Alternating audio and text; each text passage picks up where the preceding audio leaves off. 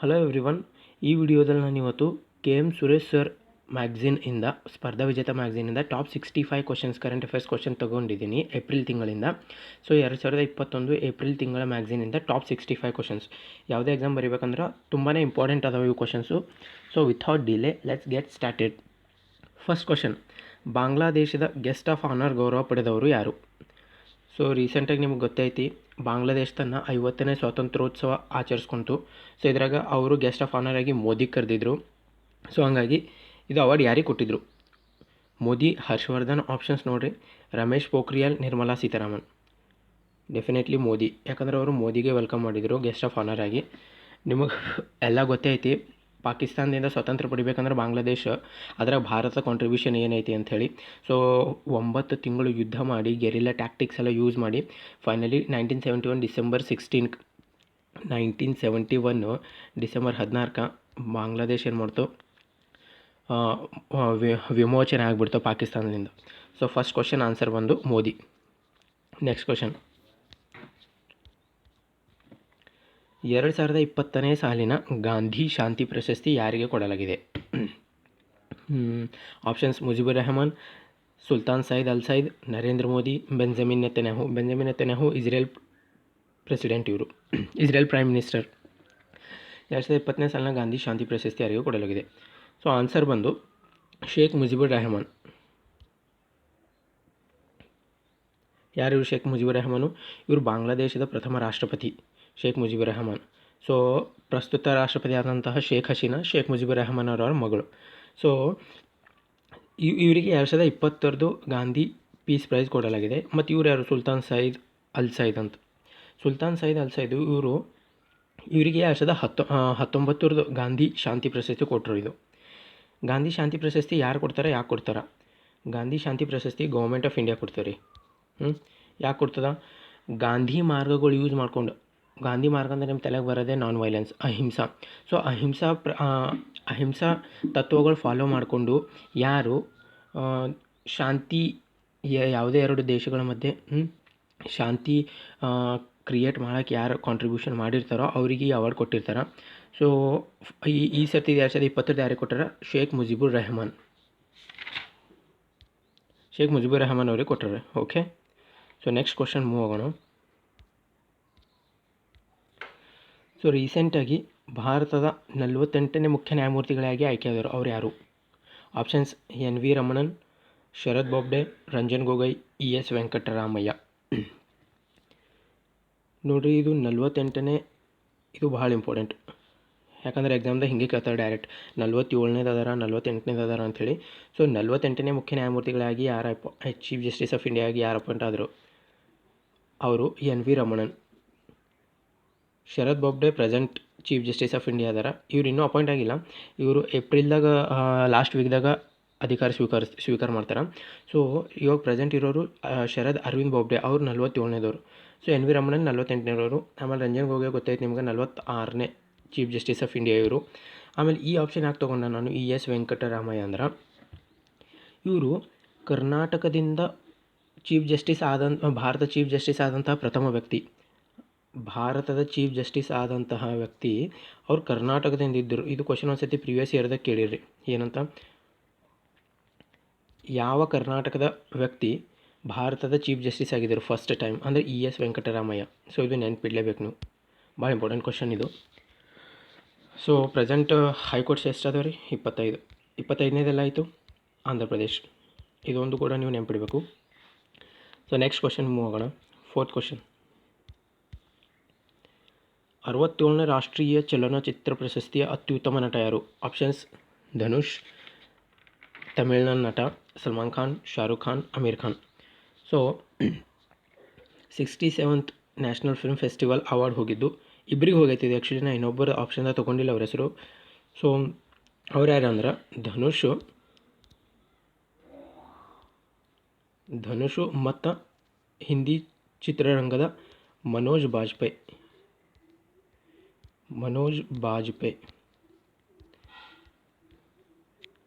So Dhanush ಅವ್ರಿಗೆ ಯಾವ movie ಕೊಟ್ಟಾರ ಅಂದ್ರೆ ಅಸುರನ್ ಮೂವಿ, ತಮಿಳ್ ಚಿತ್ರ ಇದು. ಅಸುರನ್ ಮೂವಿ ಕೊಟ್ಟರೆ. ಮನೋಜ್ ಬಾಜ್ಪೇಯಿಗೆ ಯಾವ ಮೂವಿ ಕೊಟ್ಟಿದ್ದಾರೆ ಅಂದ್ರೆ ಇವರಿಗೆ ಭೋಸ್ಲೆ ಅನ್ನೋ ಮರಾಠಿ ಮೂವಿ ಕೊಟ್ಟಿದ್ದಾರೆ ಇವರಿಗೆ. ಸೊ ಧನುಷಿಗೆ ಅಸುರನು, ಮರಾಠಿ ಮೂವಿ ಆದಂಥ ಭೋಸ್ಲೆ ಇದ್ರ ಸಂಬಂಧ ಮನೋಜ್ ಬಾಜ್ಪೇಯಿಗೆ ಬೆಸ್ಟ್ ಆ್ಯಕ್ಟರ್ ಅವಾರ್ಡ್ ಕೊಟ್ಟಾರ. ಇದು ನೆನ್ಪಿಡ್ಬೇಕು ನೀವು. ಇದು 67th ನ್ಯಾಷನಲ್ ಫಿಲ್ಮ್ ಫೆಸ್ಟಿವಲ್ದಾಗ ಭಾಳ ಇರ್ತಾವೆ ರೀ. So international film festival, national film festival, ಈ ಥರ ಯಾವುದೈತಿ ಅದು ನೋಡಿಕೊಂಡು ಅದ್ರ ಅಕಾರ್ಡಿಂಗ್ ಆನ್ಸರ್ ಮಾಡ್ಬೇಕು. ಇದು 67th ನ್ಯಾಷನಲ್ ಫಿಲ್ಮ್ ಫೆಸ್ಟಿವಲ್. ಇನ್ನೊಂದು ಬರುತ್ತೆ ವಿಮಲ್ ಫಿಲ್ಮ್ ಫೆಸ್ಟಿವಲ್ ಅಂಥೇಳಿ. ಸೊ ಹೀಗೆಲ್ಲ ನೆನ್ಪಿಡ್ಬೇಕು ನೀವು. ಇದು ರಾಷ್ಟ್ರೀಯ ಚಲನಚಿತ್ರ ಪ್ರಶಸ್ತಿ. ಇದ್ರಾಗ ಧನುಷು ಮತ್ತು ಮನೋಜ್ ಬಾಜ್ಪೇಯಿಗೆ ಸಿಕ್ಕೈತಿ. Next question. ಇಲ್ಲ 5 ಅಂತ ಬೇಕು, ಇದು 5 ಅಂತ ಮಾಡ್ಕೋರಿ question number. So 2019 Dada Saheb Phalke ಪ್ರಶಸ್ತಿ ಯಾರಿಗೆ ಕೊಡಲಾಗಿದೆ? First of all Dada Saheb Phalke ಪ್ರಶಸ್ತಿ ಕೊಡ್ತಾರೆ ಯಾರು ಮತ್ತು ಯಾಕೆ ಕೊಡ್ತಾರೆ ನೆನ್ಪಿಡಬೇಕು. ದಾದಾ ಸಾಹೇಬ್ ಫಾಲ್ಕೆ ಪ್ರಶಸ್ತಿ ಸಿನಿಮಾ ರಂಗದ ಕೊಡ್ತಾರೆ.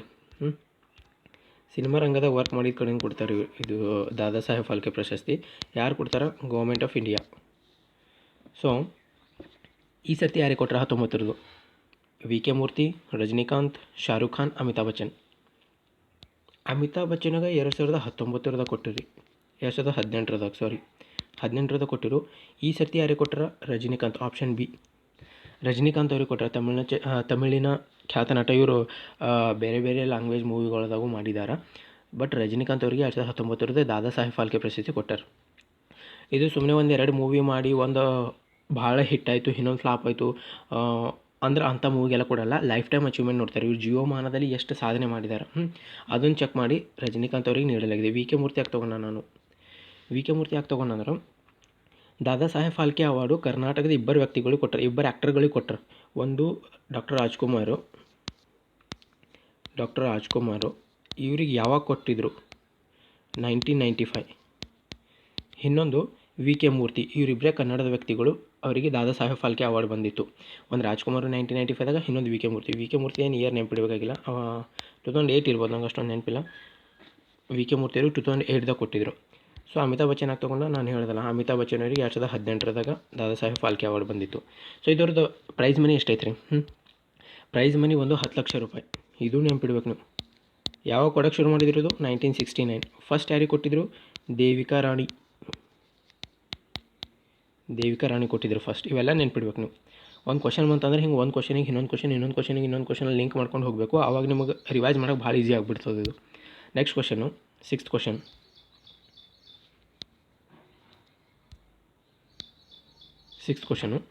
2020 ಸಾಲಿನ ಸರಸ್ವತಿ ಸಮ್ಮಾನ್ ಪ್ರಶಸ್ತಿ ಯಾರಿಗೆ ಕೊಡಲಾಗಿದೆ? Options SL Bhyrappa, Veerappa Moily, Sharan Kumar Limbale, Shivaji. Saraswati Samman award ಕೊಡ್ತಾರೆ ಯಾರು? ಫಸ್ಟ್ ಆಫ್ ಆಲ್ ಇದು ನೆನ್ಪಿಡ್ಬೇಕು ನೀವು. ನಿಮ್ಗೆ ಆವಾಗಲೇ ಹೇಳ್ದೆ ನಾನು, ಯಾವುದೋ ಒಂದು ಅವಾರ್ಡ್ ಕೊಡ್ತಾರೆ ಅಂದ್ರೆ ಅದು ಯಾರು ಕೊಡ್ತಾರೆ, ಅದ್ರ ಪ್ರೈಸ್ ಮನಿ ಎಷ್ಟೈತಿ. ಇವೆರಡಂತೂ ಕಾಮನ್ ಕ್ವಶನ್, ನಿಮಗೆ ನೆನಪಿಡಲೇಬೇಕು. ಇತ್ತೀಚೆಗೆ ಟ್ರೆಂಡ್ ಹೆಂಗೆ ಚೇಂಜ್ ಆಗಿತ್ತು ಅಂದ್ರೆ, ಯಾರಿಗೆ ಕೊಟ್ಟಾರ ಅನ್ನೋದಕ್ಕಿಂತ ಯಾರು ಕೊಡ್ತಾರೆ ಅದ್ರ ಪ್ರೈಸ್ ಮನಿ ಎಷ್ಟು. ಸೊ 2020 ಸರಸ್ವತಿ ಸಮ್ಮಾನ್ ಅವಾರ್ಡ್ ಯಾರಿಗೆ ಕೊಟ್ಟರೆ? ಶರಣ್ ಕುಮಾರ್ ಲಿಂಬಾಳೆ. ಇವರು ಮರಾಠಿ ಲೇಖಕ. ಯಾವ ಕೃತಿ ಕೊಟ್ಟರು ಇವ್ರದ್ದು? ಸನಾತನ ಕೃತಿ. ಓಕೆ, ಇವ್ರ ಕೃತಿ ಹೆಸರು ಸನಾತನ. ಮರಾಠಿ ಲೇಖಕ ಶರಣ್ ಕುಮಾರ್ ಲಿಂಬಾಳೆ. ಸರಸ್ವತಿ ಸಮ್ಮಾನ್ ಅವಾರ್ಡ್ ಯಾರಿಗೆ ಕೊಡ್ತಾರೆ ನೋಡೋಣ ಇವಾಗ. ಕೊಡೋರು ಯಾರು? KK Birla foundation. ಎಲ್ಲೈತಿ? ದೆಹಲಿದಾಗ.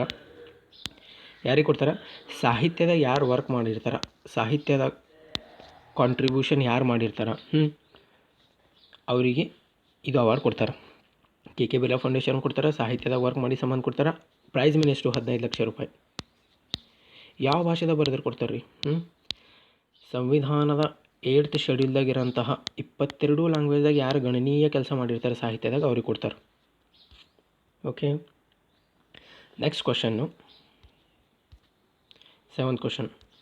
KPSCಯ ನೂತನ ಅಧ್ಯಕ್ಷರಾಗಿ ಯಾರು ಆಯ್ಕೆಯಾಗಿದ್ದಾರೆ? Options HB Gundappa, Shivashankarappa Sahukar, Satyavati, Ramadevi. Answer Shivashankarappa Sahukar. So ಇತ್ತೀಚೆಗೆ ಶಿವಶಂಕರಪ್ಪ ಸಾಹುಕಾರ್ KPSCಯ ನೂತನ ಅಧ್ಯಕ್ಷರಾಗಿ ಆಯ್ಕೆಯಾಗಿದ್ದಾರೆ. ಇದರಾಗ ಎಕ್ಸ್ಪ್ಲೇನ್ ಮಾಡೋಂಗೇನಿಲ್ಲ. ಇನ್ನೊಂದು ಆಪ್ಷನ್ ಯಾಕೆ ತೊಗೊಂಡಾನೆ HB ಗುಂಡಪ್ಪ ಅಂದರೆ, ಇವರು KPSCಯ ಪ್ರಥಮ ಅಧ್ಯಕ್ಷ. ಓಕೆ, KPSC ಯಾವಾಗ ಶುರು ಆಯ್ತು ನಿಮಗೆ ನೆನಪಿಡ್ಬೇಕು? 1951. ಇದು ನೆನಪಿಡ್ಲೇಬೇಕು ನೀವು. 1951 May 18.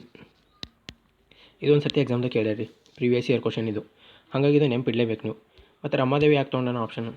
ರಮಾದೇವಿ ಯಾಕೆ ತೊಗೊಂಡ ಅನ್ನೋದ್ರೆ ಸುಮ್ಮನೆ ಜಸ್ಟ್ GK ಕನೆಕ್ಟ್ ಮಾಡೋ ಸಂಬಂಧ. ಇವರು ಭಾರತದ ಪ್ರಥಮ ಚುನಾವಣಾ ಆಯೋಗದ ಮಹಿಳಾ ಅಧ್ಯಕ್ಷರಾಗಿದ್ದರು. ಓಕೆ, ರಮಾದೇವಿ ಮಹಿಳಾ ಅಧ್ಯಕ್ಷ ಭಾರತ ಚುನಾವಣಾ ಆಯೋಗ. ಚುನಾವಣಾ ಆಯೋಗದ ನೀವು ಆರ್ಟಿಕಲ್ ನೆನಪಿಡ್ಬೇಕು ಮತ್ತು 324. ಹಿಂಗೆಲ್ಲ ಒಂದು ಕ್ವಶನಿಂದ ಇನ್ನೊಂದು ಕ್ವಶನ್ ಕನೆಕ್ಟ್ ಮಾಡಿದ್ರೆ ನಿಮಗೆ ರಿವೈಸ್ ಮಾಡೋಕ್ಕೆ ಈಸಿ ಆಗುತ್ತೆ ಮತ್ತು ಲಾಂಗ್ ಟರ್ಮಲ್ಲಿ ನಿಮಗೆ ನೆನಪು ಹೋಗಂಗಿಲ್ಲ ಒಟ್ಟೆ ಅದು. Next questions. 2021 ಅಬೆಲ್ ಗಣಿತ ಪ್ರಶಸ್ತಿಗೆ ಯಾರು ಆಯ್ಕೆಯಾಗಿದ್ದಾರೆ? Okay, options Avi Wigderson, Laszlo Lovasz, Shai ಯುವ್ರಾ, Ranjit Disale. First of all Abel ಗಣಿತ ಪ್ರಶಸ್ತಿ ಯಾರು ಕೊಡ್ತಾರೆ? ಇದು ಕೊಡೋರು ನಾರ್ವೆ ಗೌರ್ಮೆಂಟ್ದವ್ರು ಕೊಡ್ತಾರೆ ರೀ. ಒಬ್ಬ ವ್ಯಕ್ತಿ ಇದ್ದ ನಾರ್ವೆದಾಗ, ಮ್ಯಾಥಮೆಟಿಷಿಯನ್, ಭಾಳ ಫೇಮಸ್ ಮ್ಯಾಥಮೆಟಿಷಿಯನ್ ಅವ, ಹೆನ್ರಿಕ್ ಅಬೆಲ್ ಅಂಥೇಳಿ. Okay, Heinrich Abel. ಸೊ ಇವರು ಮ್ಯಾಥ್ಸ್ದಾಗ ಕನ್ಸಿಡರೇಬಲ್ ಕಾಂಟ್ರಿಬ್ಯೂಷನ್ ಮಾಡಿದ್ರು, ಭಾಳ ದೊಡ್ಡ ಕಾಂಟ್ರಿಬ್ಯೂಷನ್ ಮಾಡಿದ್ರು ಮ್ಯಾಥ್ಸ್ದಾಗ ನಾರ್ವೆ ಸಂಬಂಧ. ಸೊ ಅವ್ರ ಹೆಸರಿನಾಗ ನಾರ್ವೆ ಗೌರ್ಮೆಂಟ್ ಏನು ಮಾಡ್ತದೆ, 2001ರಿಂದ ಅಬೆಲ್ ಪ್ರಶಸ್ತಿ ಕೊಡ್ತಾರೆ. ಸೊ ಈ ಅಬೆಲ್ ಪ್ರಶಸ್ತಿಗೆ ಮ್ಯಾಥ್ಸ್ ನೋಬೆಲ್ ಕೂಡ ಅಂತಾರೆ ರೀ, ಮ್ಯಾಥ್ಸ್ ನೋಬೆಲು ಅಂತಾರೆ ಇದಕ್ಕೆ, ಅಬೆಲ್ ಪ್ರಶಸ್ತಿಗೆ. ಇದು ನೆನಪಿಡ್ಬೇಕು. ಇದು ಈ ಸರ್ತಿ ಯಾರಿಗೆ ಕೊಟ್ಟಾರ? ಇದು ಈ ಸರ್ತಿ ಇಬ್ಬರು ವ್ಯಕ್ತಿಗಳು ಕೊಟ್ಟಾರ ರೀ. ನಾವು ಇಬ್ಬರದ್ದು ಹೆಸರು ತೊಗೊಂಡಿನಿ ಇಲ್ಲಿ. ಅವಿ ವಿಗ್ಡರ್ಸನು ಆಪ್ಷನ್ ಎ, ಆಮೇಲೆ ಬಿ ಲಾಸ್ಲೋ ಲೋವಾಸ್ ಆಪ್ಷನ್ ಬಿ. ಇವರಿಬ್ಬರಿಗೂ ಕೊಟ್ಟಾರ. ಮತ್ತು ಇವೆರಡು ಆಪ್ಷನಾಗಿ ತೊಗೊಂಡ. ಶಾಯ್ ಯುವ್ರಾ ಇವ್ರಿಗೆ ಹೋದ ಸರ್ತಿ ಕೊಟ್ಟಿರು, 2020 ಕೊಟ್ಟಿರು ಅವ್ರು, ಶಾಯ್ ಯುವ್ರಾ ಅವ್ರಿಗೆ. ಆಮೇಲೆ ರಂಜಿತ್ ದಿಸಾಳೆ ಯಾಕೆ ತೊಗೊಂಡ? ರಂಜಿತ್ ದಿಸಾಳೆ ನಿಮಗೆಲ್ಲ ನೆನಪಿರೋ ಭಾಳ ಇಂಪಾರ್ಟೆಂಟ್ ಕ್ವಶನು. ರೀಸೆಂಟಾಗಿ ನ್ಯೂಸ್ ಆಗಿದ್ರು, ಇವರು ಗ್ಲೋಬಲ್ ಟೀಚರ್ ಅವಾರ್ಡ್ ಸಿಕ್ಕಿತ್ತು ಇವ್ರಿಗೆ, global teacher award. Global teacher award ಸಿಕ್ಕಿತ್ತು, ಹಾಗಾಗಿ ಅವ್ರ ಹೆಸರನ್ನ ಇನ್ಕ್ಲೂಡ್ ಮಾಡಿದ್ದ. Global teacher award Ranjit Disale, ಮಹಾರಾಷ್ಟ್ರದವರು.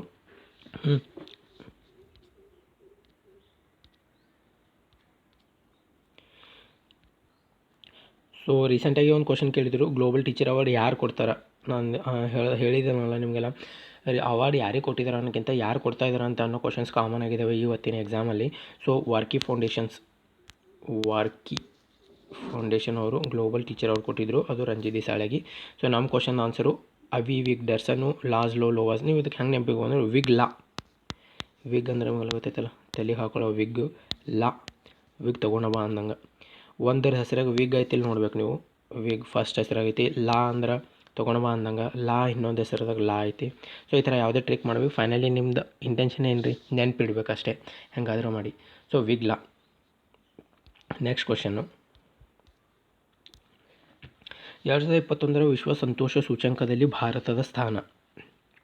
ನೋಡಿರಿ, ಈ ಥರ ಕ್ವಶನ್ಸ್ ಬಂದ್ರಂತೂ ಪಕ್ಕ ನೆನಪಿಡಬೇಕಾದಂಥ ಏನೇನು ನೆನಪಿಡಬೇಕು ಪಾಯಿಂಟ್ಸ್ ನಿಮಗೆ ಹೇಳ್ತೀನಿ. ಫಸ್ಟ್ ಆಫ್ ಆಲ್ ಇದು ರಿಪೋರ್ಟ್ ಯಾರು ರಿಲೀಸ್ ಮಾಡ್ತಾರೆ, ಇಂಡೆಕ್ಸ್ ಯಾರು ರಿಲೀಸ್ ಮಾಡ್ತಾರೆ ನೆನ್ಪಿಡಬೇಕು. ಸಂತೋಷ ಸೂಚ್ಯಂಕ ಇದು ಬಂದು United nation sustainable development solution network, ನೋಡಿ ಹೆಸರು ದೊಡ್ಡದೈತಿ, UNSDSN ಇವ್ರು ರಿಲೀಸ್ ಮಾಡ್ತಾರೆ. United nation sustainable development solution network ಅವ್ರು ರಿಲೀಸ್ ಮಾಡ್ತಾರೆ. ಇವರು ಇದು ರಿಲೀಸ್ ಮಾಡ್ಬೇಕಂದ್ರೆ ಸಂತೋಷ ಸೂಚ್ಯಂಕ 6 ಪ್ಯಾರಾಮೀಟರ್ಸ್ ಕನ್ಸಿಡರ್ ಮಾಡ್ತಾರೆ ರೀ. ಯಾವ್ಯಾವು ಇದೇನೆ ಅಷ್ಟೊಂದು ಇಂಪಾರ್ಟೆಂಟ್ ಇಲ್ಲ. ನಿಮ್ಮದು ಪರ್ ಕ್ಯಾಪಿಟಲ್ ಇನ್ಕಮ್ ಎಷ್ಟೈತಿ, ನಿಮಗೆ ಸಮಾಜದಾಗ ಯಾವ ಥರ ಬೆಂಬಲ ಸಿಗ್ತೈತಿ, ಏನೇ ಕೆಲಸ ಮಾಡ್ಬೇಕಂದ್ರೆ ನಿಮ್ಮದು ಫ್ರೆಂಡ್ಸ್ಲಿಂದ, ಫ್ಯಾಮಿಲಿ ಮೆಂಬರ್ಸಿಂದ ಅದು ಚೆಕ್ ಮಾಡ್ತಾರೆ. ಆಮ್ಯಾಗ ನಿಮಗೆ ಗೌರ್ಮೆಂಟ್ ಮ್ಯಾಗ ಯಾವ ಥರ ಫೇತ್ ಐತಿ, ಗೌರ್ಮೆಂಟಲ್ಲಿ ನಂಬಿಕೆ ಹಂಗೈತಿ. ಗೌರ್ಮೆಂಟಲ್ಲಿ ನಂಬಿಕೆ ಅಂದ್ರೆ ಏನು ರೀ, ನಿಮಗೆ ಯಾವುದೇ ಪ್ರಾಬ್ಲಮ್ ಅಂತಂದ್ರೆ ಗೌರ್ಮೆಂಟ್ ಎಷ್ಟು ಬೇಗ ಅದು ನಿಮ್ಮ ಪ್ರಾಬ್ಲಮ್ ರಿಸಾಲ್ವ್ ಮಾಡ್ತಾಯಿದೆ, ಹೆಂಗೆ ಗೌರ್ಮೆಂಟ್ ಎಷ್ಟು ಜಲ್ದಿ ನಿಮಗೆ ನಿಮ್ಮ ಪ್ರಾಬ್ಲಮಿಗೆ ರೆಸ್ಪಾಂಡ್ ಮಾಡ್ತಾಯಿದೆ, ಇದು ಗೌರ್ಮೆಂಟಲ್ಲಿರುವಂಥ ನಂಬಿಕೆ. ಆಮ್ಯಾಗ ಲೈಫ್ ಎಕ್ಸ್ಪೆಕ್ಟೆನ್ಸಿ, ಇದಂತೂ ಎಲ್ಲದರ ಕಾಮನು. ಲೈಫ್ ಎಕ್ಸ್ಪೆಕ್ಟೆನ್ಸಿ ಅಂದರೆ ಎಷ್ಟು ವರ್ಷ ಬದುಕ್ತೀರಿ, ಸಾಮಾಜಿಕ ಸ್ವಾತಂತ್ರ್ಯ, ಇವೆಲ್ಲ ಈ ಥರ ಪ್ಯಾರಾಮೀಟರ್ಸ್ ಅದಾವ. ಇವಾಗ ರ್ಯಾಂಕಿಂಗ್ ನೋಡೋಣ. ಆಪ್ಷನ್ಸು 130, 145, 139, 155. ಇಂಡಿಯಾದ ರ್ಯಾಂಕ್ ಬಂದುಬಿಟ್ಟು 139, ಇದು ನೆನ್ಪಿಡ್ಬೇಕು. ಬೇರೆ ಆಪ್ಷನ್ ಎಕ್ಸ್ಪ್ಲೇನ್ ಮಾಡೋಂಗೇನೂ ಇಲ್ಲ. So next question. ಜಾಗತಿಕ ಲಿಂಗಾಂತರ ವರದಿ 21ರಲ್ಲಿ ಭಾರತದ ಸ್ಥಾನ. ಆಪ್ಷನ್ 130, 140, 139, 155. ಓಕೆ, ರಿಪೋರ್ಟ್ ಯಾರು ರಿಲೀಸ್ ಮಾಡ್ತಾರೆ ರೀ? ಮತ್ತು ಅದನ್ನೇ ವರ್ಲ್ಡ್ ಎಕನಾಮಿಕ್ ಫೋರಮ್ ಇದರದ್ದು ಪ್ರಸ್ತುತ ಅಧ್ಯಕ್ಷ ಯಾರಾದಾರ ರೀ? ಕ್ಲಾಸ್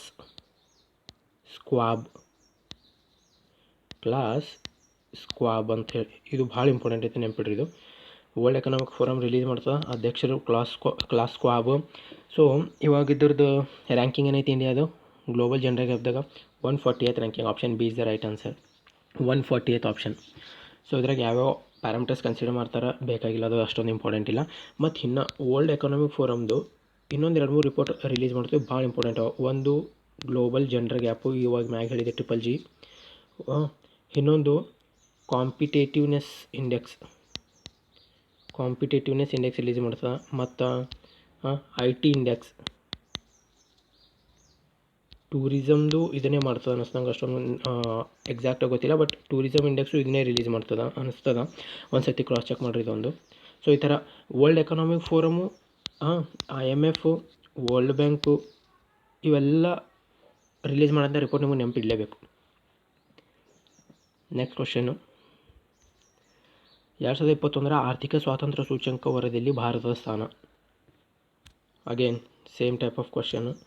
ರಿಲೀಸ್ ಯಾರು ಮಾಡ್ತಾರೆ? ಇದು ಹೆರಿಟೇಜ್ ಫೌಂಡೇಶನು. ಇದು ರಿಲೀಸ್ ಮಾಡೋರು ಹೆರಿಟೇಜ್ ಫೌಂಡೇಶನು. ಇಬ್ಬರು ಸೇರಿ ರಿಲೀಸ್ ಮಾಡ್ತಾರೆ. ಒಂದು ಹೆರಿಟೇಜ್ ಫೌಂಡೇಶನ್, ಇನ್ನೊಂದು wall street journal.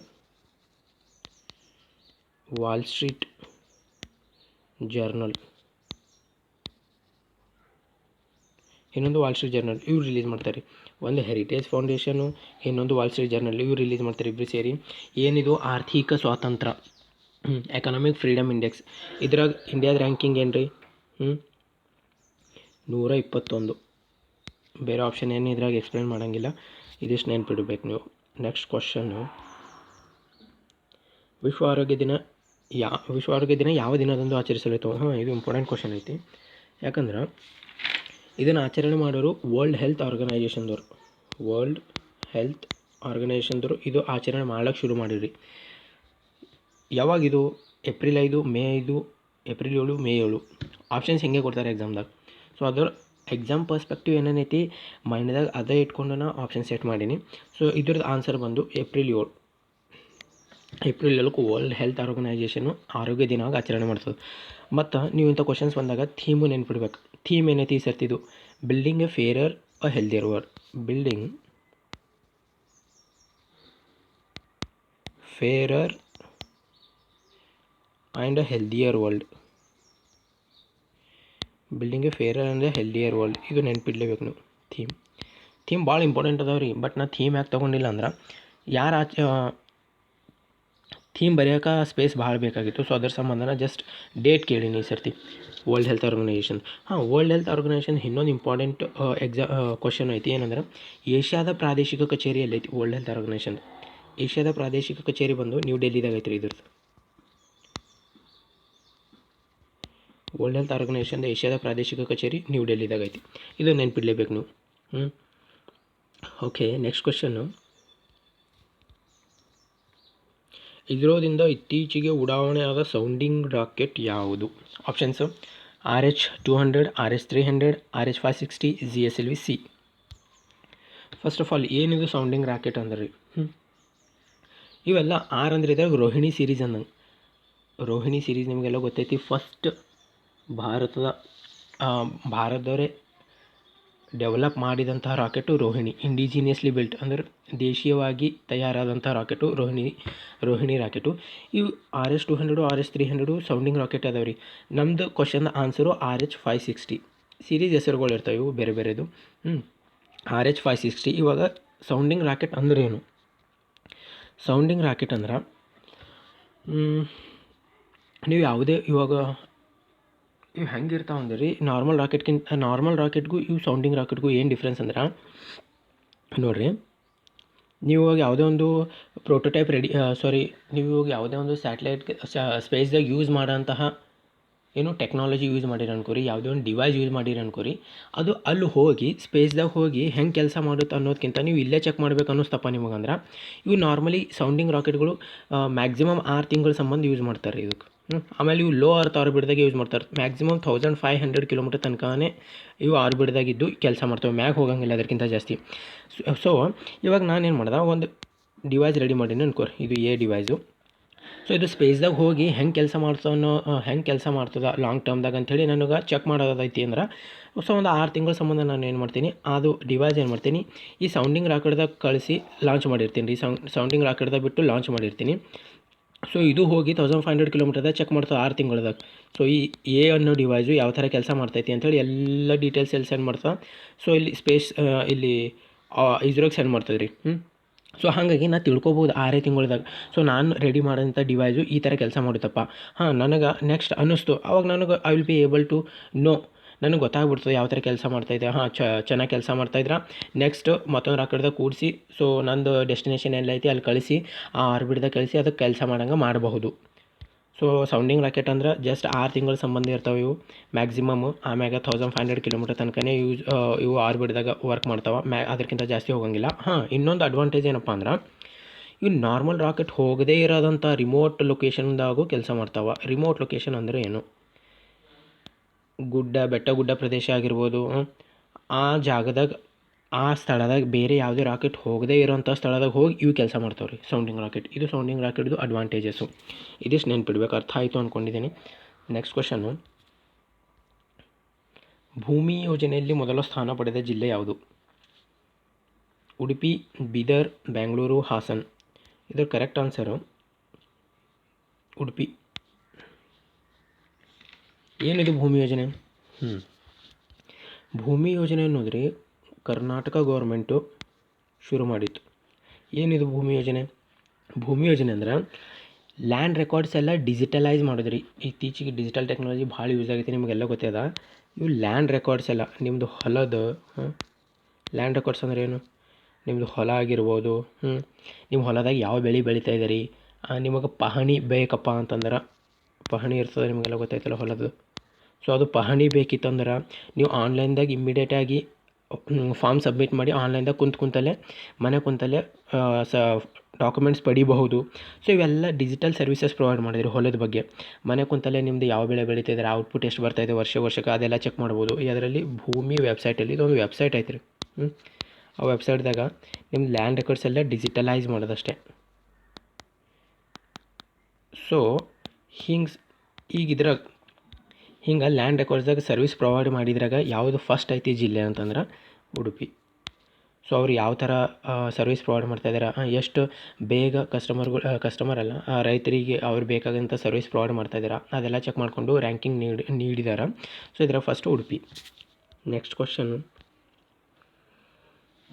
Golden peacock CSR ಗೌರವಕ್ಕೆ ಭಾಜನರಾದ ಸಂಸ್ಥೆ ಯಾವುದು?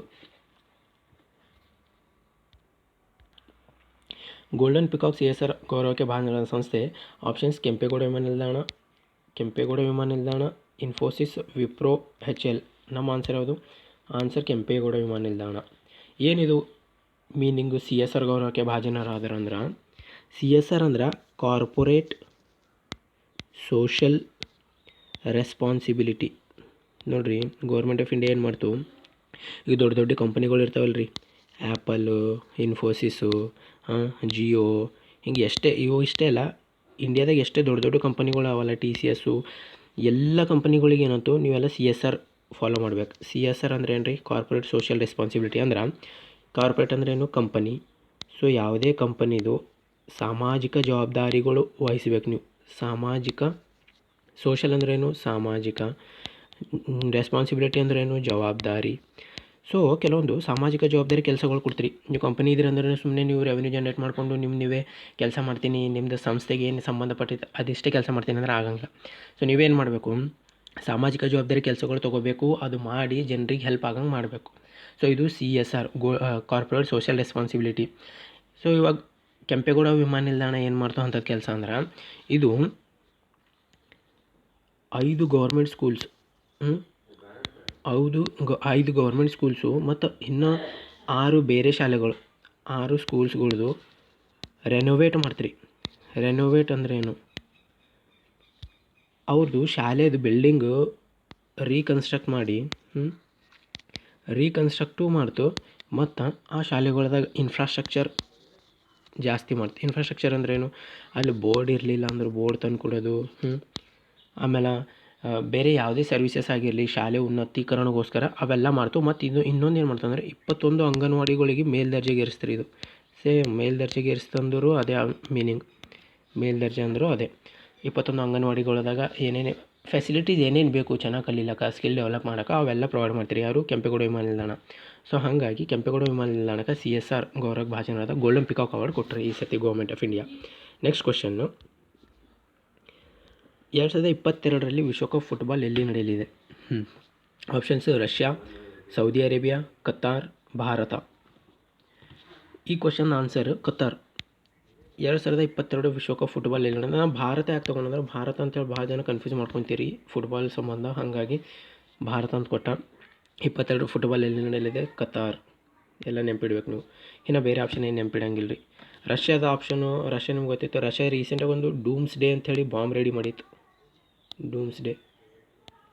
ಓಕೆ, ಅದು ನೆನಪಿಡ್ರಿ. ಸೌದಿ ಅರೇಬಿಯಾ ಹೇಳ್ಕೊಳಂಗೆ ಏನೂ ಇಲ್ಲ ಇದ್ರದ್ದು. ಆಮ್ಯಾಗ ಭಾರತ.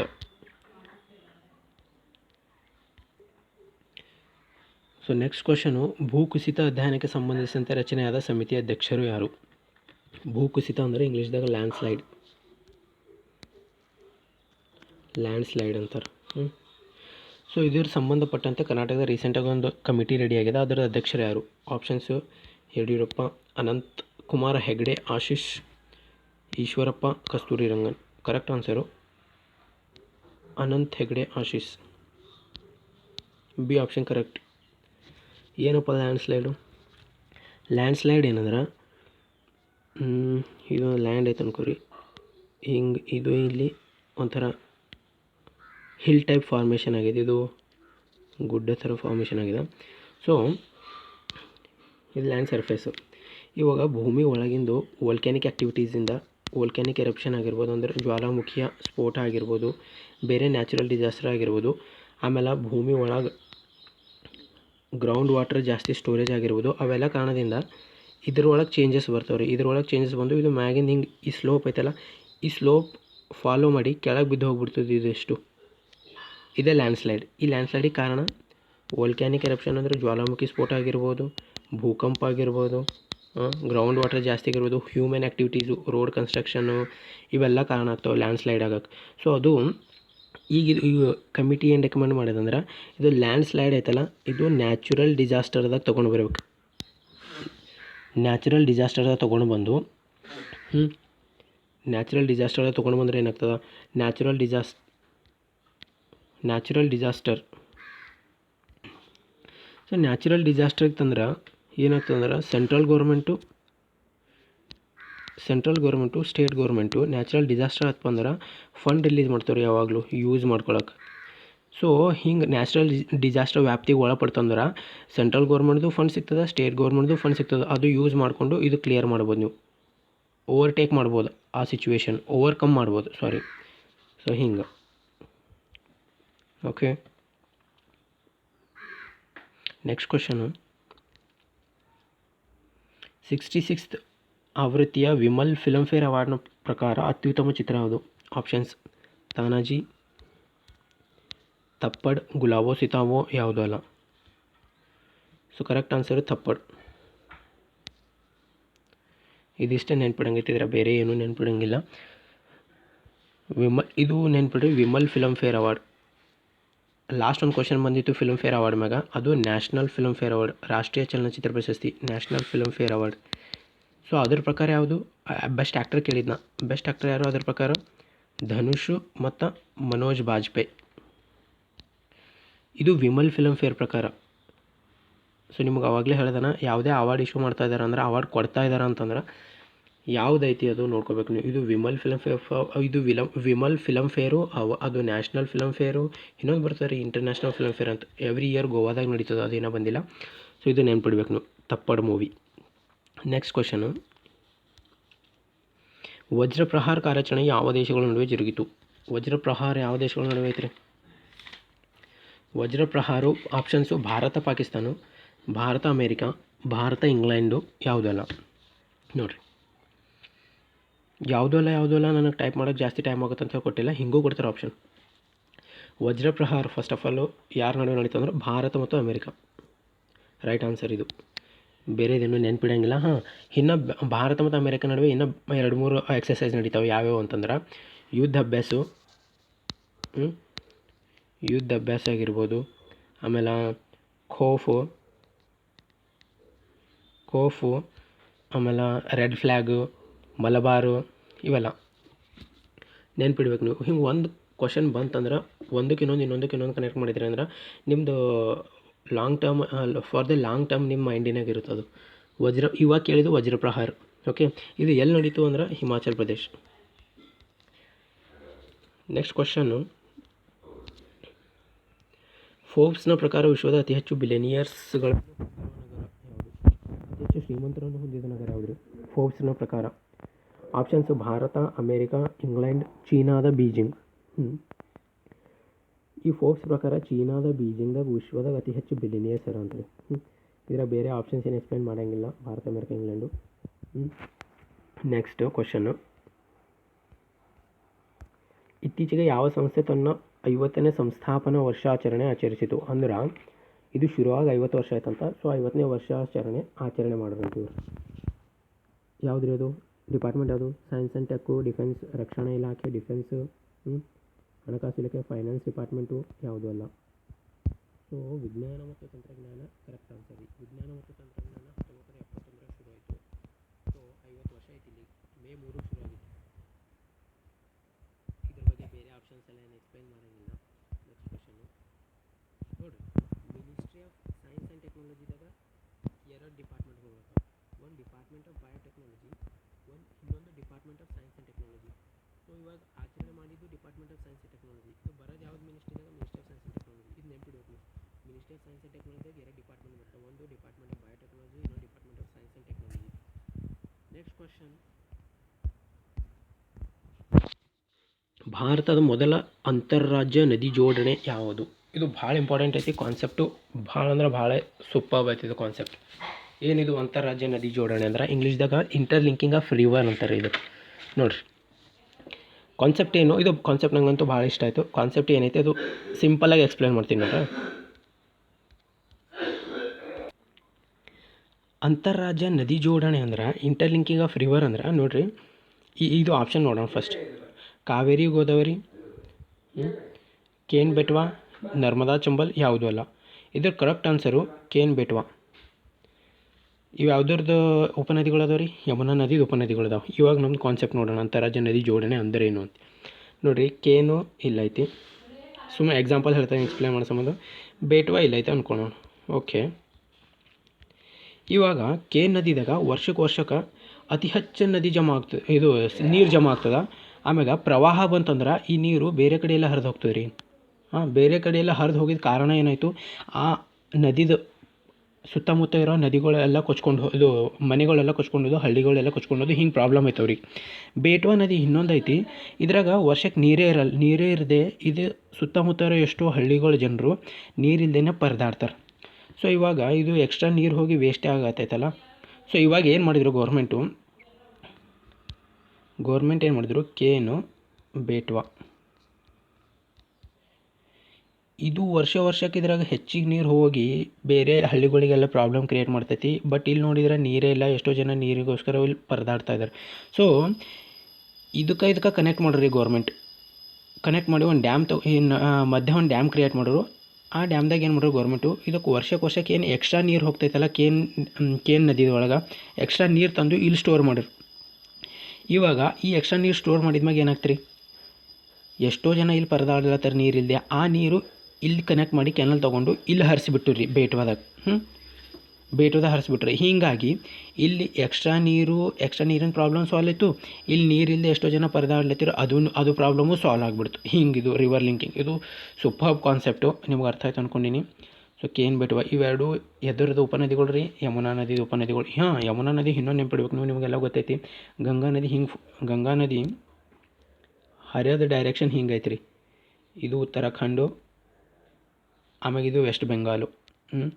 ನಿಮಗೆಲ್ಲ ಗೊತ್ತೈತಿ. ಕೇನ್ ಬೆಟ್ವಾ, ಚಂಬಲ್, ಸಿಂಧ್ ಇವೆಲ್ಲ ಇಲ್ಲಿದು ಬಂದು ಅಂದ್ರೆ ರೈಟ್ ಸೈಡಿಂದ ಬಂದು ಸೇರ್ತಾವೆ. ರೈಟ್ ಸೈಡ್ ಅಂದ್ರೆ ಇವಾಗ ಹಿಂಗೆ ಮೂವ್ ಆಗ್ಲೈತೈತೆ ಅಂದ್ರೆ ಗಂಗಾ ನದಿ, ಇದು ರೈಟು, ಇದು ಲೆಫ್ಟ್. ಸೊ ರೈಟ್ ಸೈಡಿಂದ ಬಂದು ಸೇರ್ಯಾವು ಕೇನ್, ಬೇಟ್ವಾ, ಸಿಂಧ್, ಚಂಬಲ್. ಆಮ್ಯಾಗ ಟೋನ್ಸು ಅಂತ ಬರುತ್ತೆ.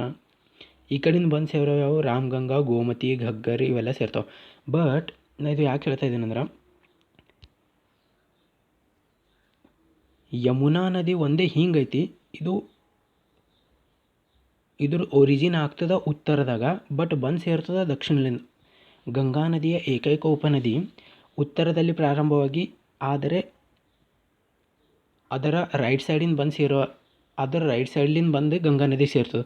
ನೋಡಿರಿ, ಈ ಗೋಮತಿ, ಘಗ್ಗರ್, ಗಂಡಕ್, ಚಂಬಲ್, ಘಗ್ಗರ್ ಇವೆಲ್ಲ ಹಿಂಗೆ ಉತ್ತರದಾಗ ಶುರುವಾಗಿ ಅಂದರೆ ಇಲ್ಲಿಂದ ಲೆಫ್ಟ್ಲಿಂದ ಬಂದು ಜಾಯ್ನ್ ಆಗಬೇಕಲ್ಲ.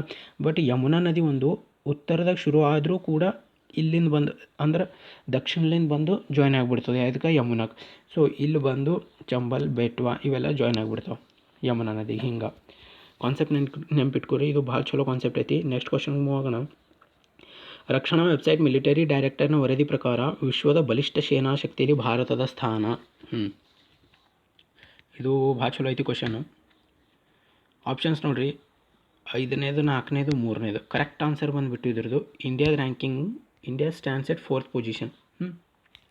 4ನೇ ಪ್ಲೇಸ್. ಏನು ರೀ ಇದ್ರದ್ದು ಮೀನಿಂಗ್ ಏನು ಅಂದ್ರೆ ಬಲಿಷ್ಠ ಸೇನಾಶಕ್ತಿ ಅಂದ್ರೆ ಅತಿ ಹೆಚ್ಚು ಸೇನಾಶಕ್ತಿ ಹೊಂದಿರೋದು, ಅದು ಮೀನಿಂಗ್ ಅಲ್ಲ. ಅತಿ ಹೆಚ್ಚು ಸೇನಾಶಕ್ತಿ ಅಲ್ಲ, ಅಂದ್ರೆ ಬಲಿಷ್ಠ ಸೇನಾಶಕ್ತಿ ಅಂದರೆ ಯಾವುದೇ ಬೇರೆ ಕಂಟ್ರಿ ನಿಮ್ಮಾಗ ಅಟ್ಯಾಕ್ ಮಾಡೋದಂದ್ರೆ ನೀವು ಎಷ್ಟು ಜಲ್ದಿ ರೀಟ್ಯಾಲಿಯೇಟ್ ಮಾಡ್ತೀರಿ, ಅವ್ರಿಗೆ ಯಾವ ರೇಂಜಿಗೆ ನೀವು ಮುಖಾಮುಖಿಯಾಗಿ ಕಾಂಪಿಟೇಷನ್ ಕೊಡ್ತೀರಿ, ಅದ್ರದ್ದು ಮೀನಿಂಗ್ ಇದು. ಸೊ ಬೇರೆ ಆಪ್ಷನ್ ಏನು ನೆನ್ಪಿಡಂಗಿಲ್ಲ, ಆಪ್ಷನ್ ನೆನ್ಪಿಡಿ. ಕರೆಕ್ಟ್ ಆಪ್ಷನು 4ನೇದು. ನೆಕ್ಸ್ಟ್ ಕ್ವಶನ್ನು, ಫೋರ್ಬ್ಸ್ ವರದಿ ಪ್ರಕಾರ ವಿಶ್ವದ ಶ್ರೀಮಂತ ವ್ಯಕ್ತಿ.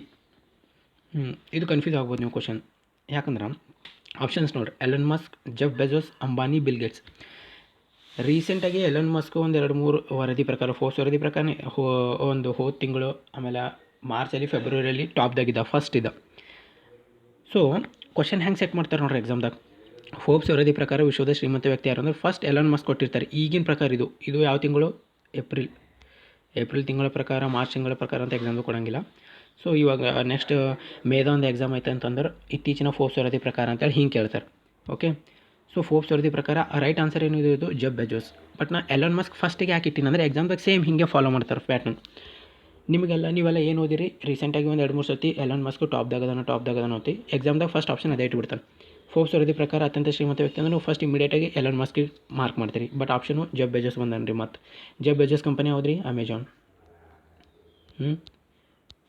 Amazon. Okay, Elon Musk 2 company ಅದಾವ ರೀ, ನೆನ್ಪಿಡ್ಬೇಕು. ಎಕ್ಸಾಮ್ದಾಗ ಭಾಳ ಸರ್ತಿ ಕೇಳ್ತಾರೆ. ಯಾವುವು, ಒಂದು ಎಲೆಕ್ಟ್ರಿಕ್ ವೆಹಿಕಲ್ದು ಐತಿ, ಯಾವ್ದು ರೀ ಕಂಪನಿ ಹೆಸರೇನು, ಎಲನ್ ಮಸ್ಕ್ 2 ಕಂಪನಿಗಳು ಅದಾವೆ. ಒಂದು ಟೆಸ್ಲಾ ಅಂಥೇಳಿ, ಟೆಸ್ಲಾ ಏನು ಮಾಡ್ತಾರೆ ರೀ, ಎಲೆಕ್ಟ್ರಿಕ್ ವೆಹಿಕಲ್ ಪ್ರೊಡ್ಯೂಸ್ ಮಾಡ್ತದೆ ಟೆಸ್ಲಾ. ಆಮ್ಯಾಗ ಇನ್ನೊಂದು ಸ್ಪೇಸ್ ಎಕ್ಸ್ ಅಂತೂ ಭಾಳ ಯೂಸ್ದಾಗಿತ್ತು, ಇದು ನೆನ್ಪಿಡಲೇಬೇಕು. ಅಚೀವ್ಮೆಂಟ್ಸ್ ಭಾಳ ಅದಾವೆ ಇದ್ರದ್ದು. ಸ್ಪೇಸ್ ಎಕ್ಸ್ ಕಂಪನಿ ಎಲನ್ ಮಸ್ಕ್ದು. ಇನ್ನೊಂದು ಟೆಸ್ಲಾ ಕಂಪನಿ ರೀಸೆಂಟಾಗಿ ಬ್ಯಾಂಗ್ಳೂರ್ದಾಗ ಇಂಡಿಯಾದ ಫಸ್ಟ್ ಟೈಮ್ ಒಂದು ಬ್ರ್ಯಾಂಚ್ ಓಪನ್ ಮಾಡ್ಯದ ಬೆಂಗ್ಳೂರ್ದಾಗ, ಇದನ್ನು ನೆನ್ಪಿಡ್ಬೇಕು. ನೆಕ್ಸ್ಟ್ ಕ್ವಶನು, ದೇಶದ ಮೊದಲ ಹವಾನಿಯಂತ್ರಿತ ಟರ್ಮಿನಲ್ ಯಾವುದು. Options Delhi, Meerut, sir M Visvesvaraya, Kolkata, ಯಾವುದೂ ಅಲ್ಲ. ಸೊ ಇದು right answer sir M Visvesvaraya. ಇದು ಎಲ್ಲೈತಿ, ಬ್ಯಾಂಗ್ಳೂರ್ದಾಗ ಐತಿ. ಏನಿದು ಆ ಕ್ವಶನ್ ಅಂದ್ರೆ ನೋಡಿರಿ, ಇಂಡಿಯಾದಾಗ ಫಸ್ಟ್ ಟೈಮ್ ಯಾವುದೇ ಒಂದು ರೈಲ್ವೆ ಟರ್ಮಿನಲ್ ಐತಿ ಅಂತಂದ್ರೆ ಅದು ಕಂಪ್ಲೀಟ್ಲಿ AC ಕಂಟ್ರೋಲ್ಡ್. ಇದು ಲೈಕ್ ಏರ್ಪೋರ್ಟ್ದು ಫೆಸಿಲಿಟೀಸ್ ಅದಾವೆ ರೀ ಇಲ್ಲೆಲ್ಲ. ನೀವು ನೋಡಿದ್ರಿ ಅಂದರೆ ಯಾವುದೋ ಒಂದು ಏರ್ಪೋರ್ಟ್ ಥರನೇ ಕಾಣಿಸ್ತದೆ ನಿಮಗಿದು. ಸೊ ಅಂಥದ್ದು ಫಸ್ಟ್ ಇಂಡಿಯಾದಾಗ ಟರ್ಮಿನಲ್ ಯಾವುದು ಅಂದ್ರೆ ಸರ್ ಎಂ ವಿಶ್ವೇಶ್ವರಯ್ಯ. ಬೇರೆ ಆಪ್ಷನ್ಸ್ ಏನು ಎಕ್ಸ್ಪ್ಲೇನ್ ಮಾಡೋಂಗಿಲ್ಲ, ನಿಮಗೆಲ್ಲ ಗೊತ್ತೈತಿ. ಕೋಲ್ಕತ್ತಾದ ಫಸ್ಟ್ ಟೈಮ್ ಮೆಟ್ರೋ ಬಂದಿತ್ತು 1984ದಾಗ, ಮೇ ಬಿ, ನನಗೆ ಎಕ್ಸಾಕ್ಟಾಗಿ ನೆನಪಿಲ್ಲ, 1984ದಾಗ ಇರ್ಬೋದು. ಆಮೇಲೆ ಡೆಲ್ಲಿ ಮೀರತ್ ಸುಮ್ಮನೆ ತೊಗೊಂಡೇನಿ ಇದು ಆಪ್ಷನು, ಹಿಂಗೆ ನೆನಪಿಡ್ಬೇಕು ನೀವು. ಕರ್ನಾಟಕದಾಗ ಯಾವಾಗ ಬಂತ್ರಿ ಮೆಟ್ರೋ, 2011, ಸದಾನಂದ ಗೌಡ ಇದ್ರು ಅವಾಗ. ನೆಕ್ಸ್ಟ್ ಕ್ವಶನು, ಅಂತಾರಾಷ್ಟ್ರೀಯ ಅರಣ್ಯ ದಿನದ ಥೀಮ್ ಏನು. ಅಂತಾರಾಷ್ಟ್ರೀಯ ಅರಣ್ಯ ದಿನದ ಥೀಮ್ ಏನು. Options protect biodiversity, forest restoration, path to recovery and wellbeing, plastic pollution, ಯಾವುದೂ ಅಲ್ಲ. ಸೊ ಅಂತಾರಾಷ್ಟ್ರೀಯ ಅರಣ್ಯ ದಿನ ಯಾವಾಗ ಆಚರಣೆ ಮಾಡ್ತಾರೆ ನೀವು ಫಸ್ಟ್ ಆಫ್ ಆಲ್ ಅದು ಗೊತ್ತಿರಬೇಕು. ಯಾವಾಗ ಮಾಡ್ತಾರೆ ರೀ, ಮಾರ್ಚ್ 21. ಥೀಮ್ ಏನು, forest restoration, a path to the recovery and wellbeing. B option is the right answer. ಇದನ್ನು ನೆನ್ಪಿಡ್ಬೇಕು, ಬೇರೆದೇನು ಎಕ್ಸ್ಪ್ಲೇನ್ ಮಾಡೋಂಗಿಲ್ಲ ಇದರ ಆಪ್ಷನ್ಸು.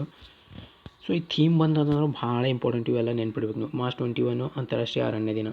ಇಂಡಿಯಾದ ಫಾರೆಸ್ಟ್ ಸರ್ವೆ ಯಾರು ಮಾಡ್ತಾರೆ ರೀ, ಅರಣ್ಯ ವರದಿ ಯಾರು ಬಿಡ್ತಾರೆ, ಫಾರೆಸ್ಟ್ ಸರ್ವೆ ಆಫ್ ಇಂಡಿಯಾ. ಅರಣ್ಯ ವರದಿ ಎಷ್ಟು ವರ್ಷಕ್ಕೊಮ್ಮೆ ಬಿಡ್ತಾರೆ, ಅದು ಇಂಪಾರ್ಟೆಂಟ್, 2 ವರ್ಷಕ್ಕೊಮ್ಮೆ ಬಿಡ್ತಾರೆ.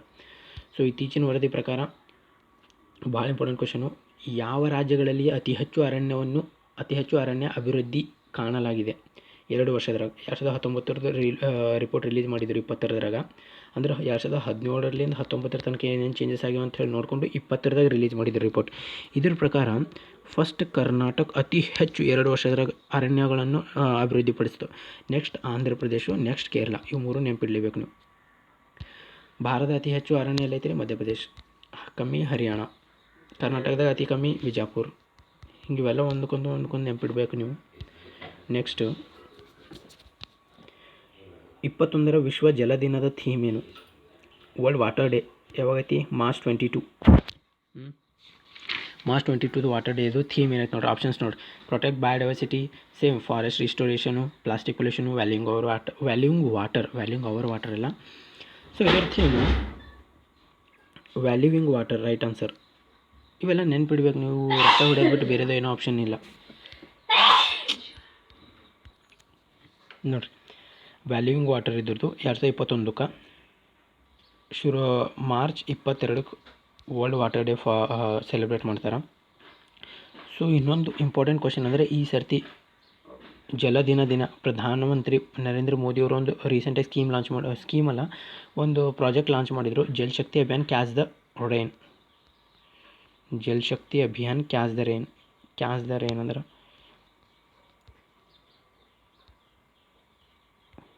ಇದು ನೀರಿನ ಸಂರಕ್ಷಣೆಗೋಸ್ಕರ ಲಾಂಚ್ ಮಾಡಿದ್ದು ಜಲ್ ಶಕ್ತಿ ಮಿನಿಸ್ಟ್ರಿ. ಇದನ್ನು ನೆನ್ಪಿಡ್ಬೇಕು, ಇದ್ರ ಹೆಸರು ನೀವು. ಜಲ್ ಶಕ್ತಿ ಅಭಿಯಾನ್ ಕೊಟ್ಟು catch the rain, hold the rain ಹೀಗೆಲ್ಲ ಆಪ್ಷನ್ಸ್ ಕೊಡ್ತಾರೆ. So catch the rain right answer. Next question, ಇದ್ರಾಗ ಥೀಮ್ಸ್ಗಳಾಗ ಅಷ್ಟೊಂದು ಎಕ್ಸ್ಪ್ಲೈನ್ ಮಾಡೋಂಗೆ ಏನೂ ಇರೋಂಗಿಲ್ಲ. ನೆಕ್ಸ್ಟು 2021ರ ವಿಶ್ವ ಹವಾಮಾನ ದಿನದ ಥೀಮ್. ಫಸ್ಟ್ ಆಫ್ ಆಲ್ ಇದು ಯಾವ ದಿನದಂದು ಸೆಲೆಬ್ರೇಟ್ ಮಾಡ್ತಾರೆ ಗೊತ್ತಿರಬೇಕು. World meteorological day. Theme the ocean, our climate and weather, forest restoration, plastic pollution ಏನು ರೀ ಆಪ್ಷನು.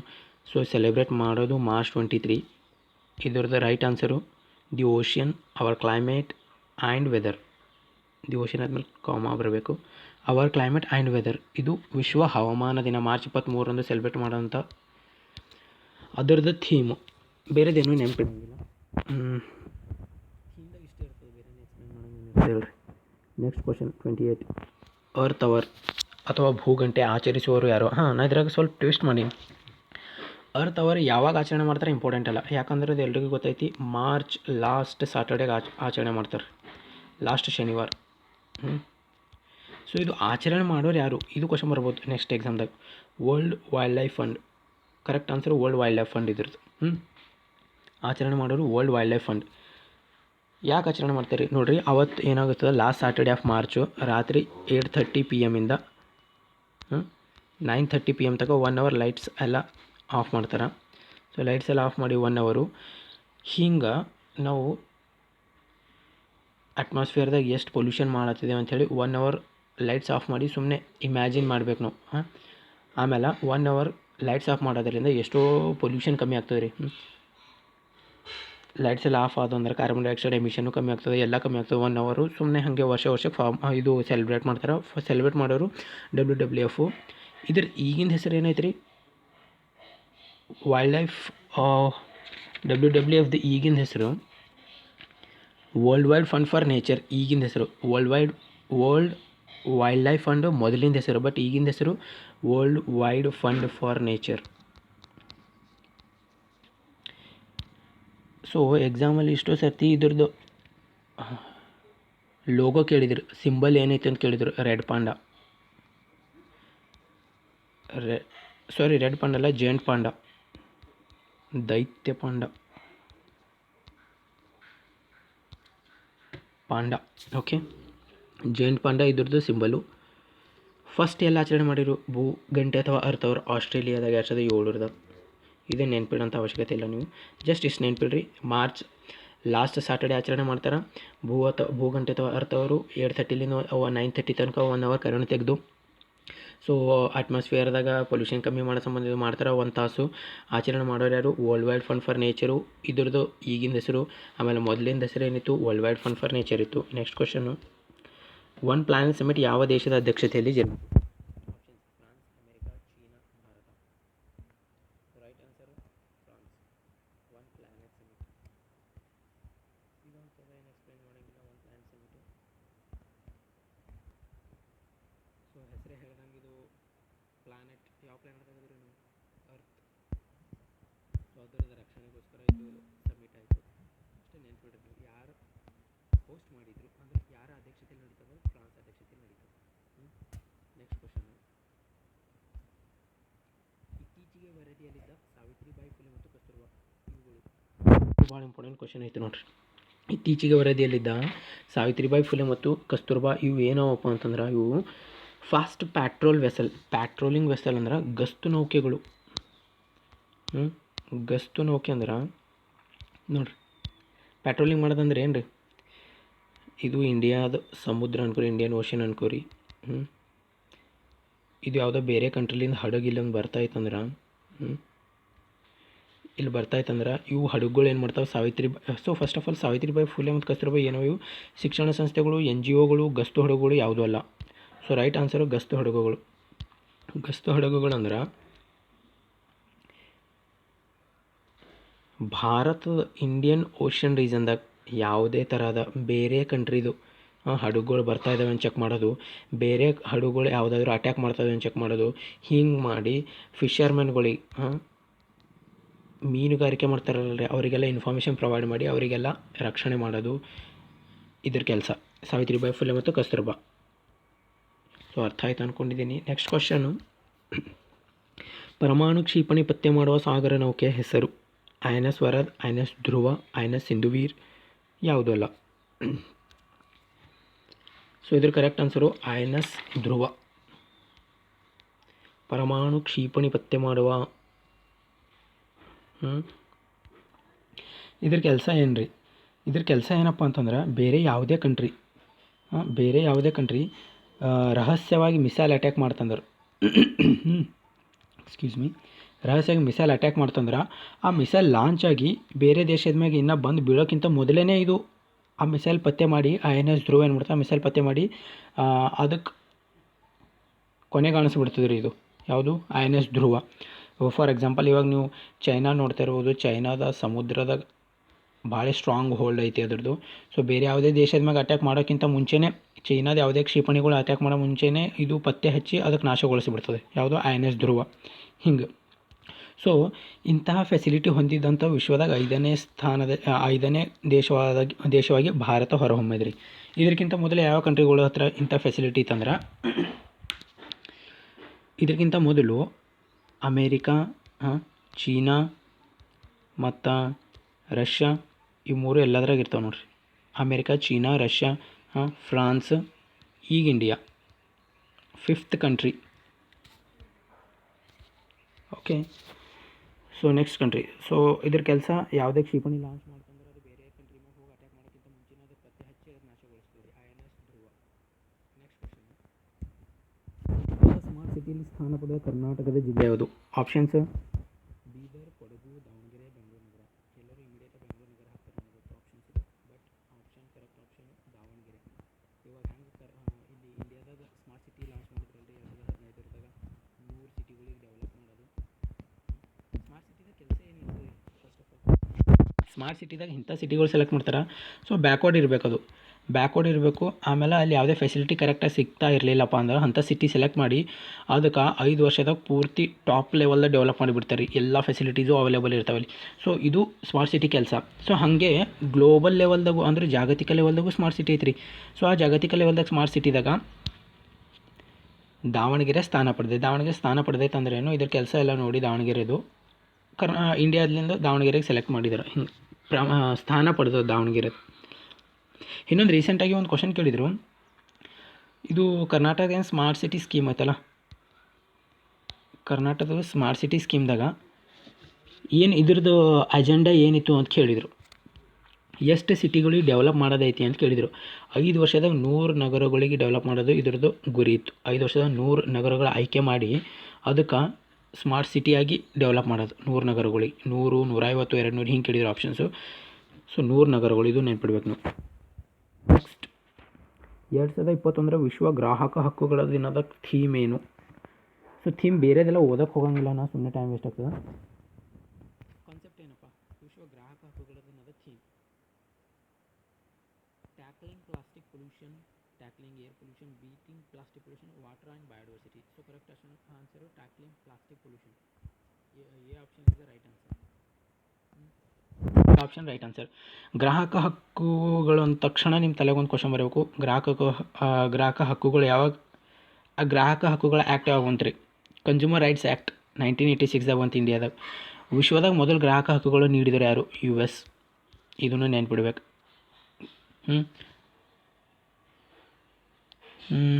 ಮತ್ತು ಸೊ ಫಸ್ಟ್ ಗ್ರಾಹಕ ಹಕ್ಕುಗಳ ಬಗ್ಗೆ ಪ್ರಸ್ತಾಪ ಯಾರು ಮಾಡ್ರಿ? John F Kennedy. ಇದನ್ನು ನೆನ್ಪಿಡ್ಬೇಕು ನೀವು. ಇವು 3 ಇಂಪಾರ್ಟೆಂಟ್ ಕ್ವಶನ್ ಅದಾವ. ಜಾನ್ ಎಫ್ ಕೆನಡಿ US ದವರು ಇವರು. ಇಂಡಿಯಾದಾಗ 1986. ನೆಕ್ಸ್ಟ್ ಕ್ವಶನು, ವಿಶ್ವದ ಅತಿ ಎತ್ತರದ ರೈಲ್ವೆ ಸೇತುವೆ ಯಾವುದು? ವಿಶ್ವದ ಅತಿ ಎತ್ತರದ ರೈಲ್ವೆ ಸೇತುವೆ ರೀಸೆಂಟಾಗಿ ನ್ಯೂಸ್ ಆಗಿತ್ತು. ಸೊ ಇದು ಯಾಕೆ ನ್ಯೂಸ್ ಆಗದ ಮತ್ತಂತಂದ್ರೆ ಇದ್ರದ್ದು ಕನ್ಸ್ಟ್ರಕ್ಷನ್ ಪೂರ್ತಿ ಆಗಿಬಿಡ್ತೀರಿ. ಇದ್ರ ಹೆಸರೇನು? ಚೀನಾಬ್ ಸೇತುವೆ, ತೆಹರಿ ಸೇತುವೆ, ಬ್ರಹ್ಮಪುತ್ರ ಸೇತುವೆ, ಯಾವುದೂ ಅಲ್ಲ. ರೈಟ್ ಆನ್ಸರು ಚೀನಾಬ್ ಸೇತುವೆ. ರೈಟ್ ಆನ್ಸರು ಚೀನಾಬ್ ಸೇತುವೆ. ಸೊ ನೋಡಿರಿ, ಇದು ಚೀನಾಬ್ ಸೇತುವೆ ಎಷ್ಟು ಎತ್ತರ ಅದ ಅಂತಂದ್ರೆ 359 ಮೀಟ್ರ್ ಎತ್ತರ ಅದ ರೀ ಇದು. ಐಫೆಲ್ ಟವರೇ 326 ಮೀಟ್ರ್ ಐತೆ. ಅದಕ್ಕಿಂತ 35 ಮೀಟ್ರ್ ಜಾಸ್ತಿನೇ ಐತಿ ಇದು. ಸೊ ಭಾಳ ನೆನಪಿಡ್ಲೇಬೇಕು ನೀವು. ಕ್ವಶನ್ ಹಿಂಗೂ ಕೇಳ್ಬೋದು, ಐಫೆಲ್ ಟವರ್ಗಿಂತ ಎಷ್ಟು ಎತ್ತರ ಅದ ಅಂತ ಹೇಳಿ ಕೇಳ್ಬೋದು. 35 ಮೀಟ್ರ್. ಇದು ಫನ್ನಿ ಅನಿಸ್ಬೋದು ಕ್ವಶನ್, ಬಟ್ ಈ ಥರ ಕ್ವಶನ್ ಜಾಸ್ತಿ ಜನ ಓದಂಗಿಲ್ಲ. ಸೊ ನೀವು ಓದ್ಕೊಂಡು ಹೋದ್ರಿ ಅಂದ್ರೆ ನಿಮಗೆ ಒಂದು ಮಾರ್ಕ್ಸ್ ಜಾಸ್ತಿ ಬರುತ್ತೆ ನೋಡಿರಿ. 359 ಮೀಟ್ರ್ ಚೀನಾಬ್ ಸೇತುವೆ ಐತಿ, 326 ಮೀಟ್ರ್ ಐಫೆಲ್ ಟವರ್ ಐತಿ. ಜಾಸ್ತಿ ಎಷ್ಟೈತಿ? 35 ಮೀಟ್ರ್ ಜಾಸ್ತಿ ಇದೆ ಇದು. ಓಕೆ, ಇದು ವಿಶ್ವದ ಅತಿ ಎತ್ತರದ ರೈಲ್ವೆ ಸೇತುವೆ. ನೆಕ್ಸ್ಟ್ ಕ್ವಶನು, ಎಲ್ಲೈತ್ರಿ ಇದು? Jammu Kashmir of course. ಈ ಮತದಾನ ವ್ಯವಸ್ಥೆಗಾಗಿ ಚುನಾವಣಾ ಆಯೋಗವು ಯಾವ ಸಂಸ್ಥೆಯ ನೆರವು ಪಡೆದಿದೆ? So options IIT Bombay, IIT Madras, IISc Bengaluru, IIT Kharagpur. IISc ಆಗಿ ಬರೋದಂದ್ರೆ ಇಂಡಿಯನ್ ಇನ್ಸ್ಟಿಟ್ಯೂಟ್ ಆಫ್ ಸೈನ್ಸ್. ಅದು IIT ಅಲ್ಲ, ಇದು ನಾನ್ IIT, IISc Bengaluru. So correct answer IIT Madras. ಏನ್ರಿ ಇದು ಈ ಮತದಾನ, ಈ ವೋಟಿಂಗ್ ಅಂದರೆ ಏನು? ಈ ವೋಟಿಂಗ್ ಅಂದ್ರೆ ನೋಡಿರಿ, ನೀವೇನು ಮಾಡ್ಬೋದು, ಆನ್ಲೈನ್ದಾಗೆ ಒಂದು ವೋಟ್ ಮಾಡಿ ಆನ್ಲೈನ್ದಾಗೆ ರೆಕಾರ್ಡ್ ಮಾಡ್ಬೋದು. ಕುಂತಲೇ ನೀವೇನು ಮಾಡ್ಬೋದು, ವೋಟಿಂಗ್ ಮಾಡ್ಬೋದು ರೀ. ಇದರಿಂದ ಏನು ಯೂಸ್ ಐತಿ? ಯಾಕೆ ಇದು ತರಬೇಕು ಅಂದ್ಕೊಂಡಿದಾರೆ ಇಂಡಿಯಾದಾಗ ಅಂದ್ರೆ ನೋಡಿರಿ, ಇವಾಗ ಎಲೆಕ್ಷನ್ ಕಂಡಕ್ಟ್ ಮಾಡ್ಬೇಕಂದ್ರೆ ಎಷ್ಟೋ ದುಡ್ಡು ಖರ್ಚಾಗ್ತದೆ. ನೀವೇನು ಮಾಡಬೇಕು, ಫಿಸಿಕಲಿ ಎಲೆಕ್ಷನ್ ಬೂತಿಗೆ ಹೋಗಿ ವೋಟ್ ಮಾಡಬೇಕು. ಅಲ್ಲಿ ಎಷ್ಟೋ ಜನ ಕೂಡ್ಸಿರ್ತಾರೆ ಅದೇ ಕೆಲಸಕ್ಕೆ ಅಂತೇಳಿ ಎಷ್ಟೋ ಜನ ಕೂಡ್ಸಿರ್ತಾರೆ. ಸೊ ಅಲ್ಲೂ ಮತ್ತು ಆದರೂ ಅಷ್ಟೆಲ್ಲ ಮಾಡಿದರೂ ಟ್ರಾನ್ಸ್ಪರೆನ್ಸಿ ಇರೋಂಗಿಲ್ಲ. ಟ್ರಾನ್ಸ್ಪರೆನ್ಸಿ ಇರೋದಿಲ್ಲ. ಸೊ ಹೀಗಾಗಿ ಇವೆಲ್ಲ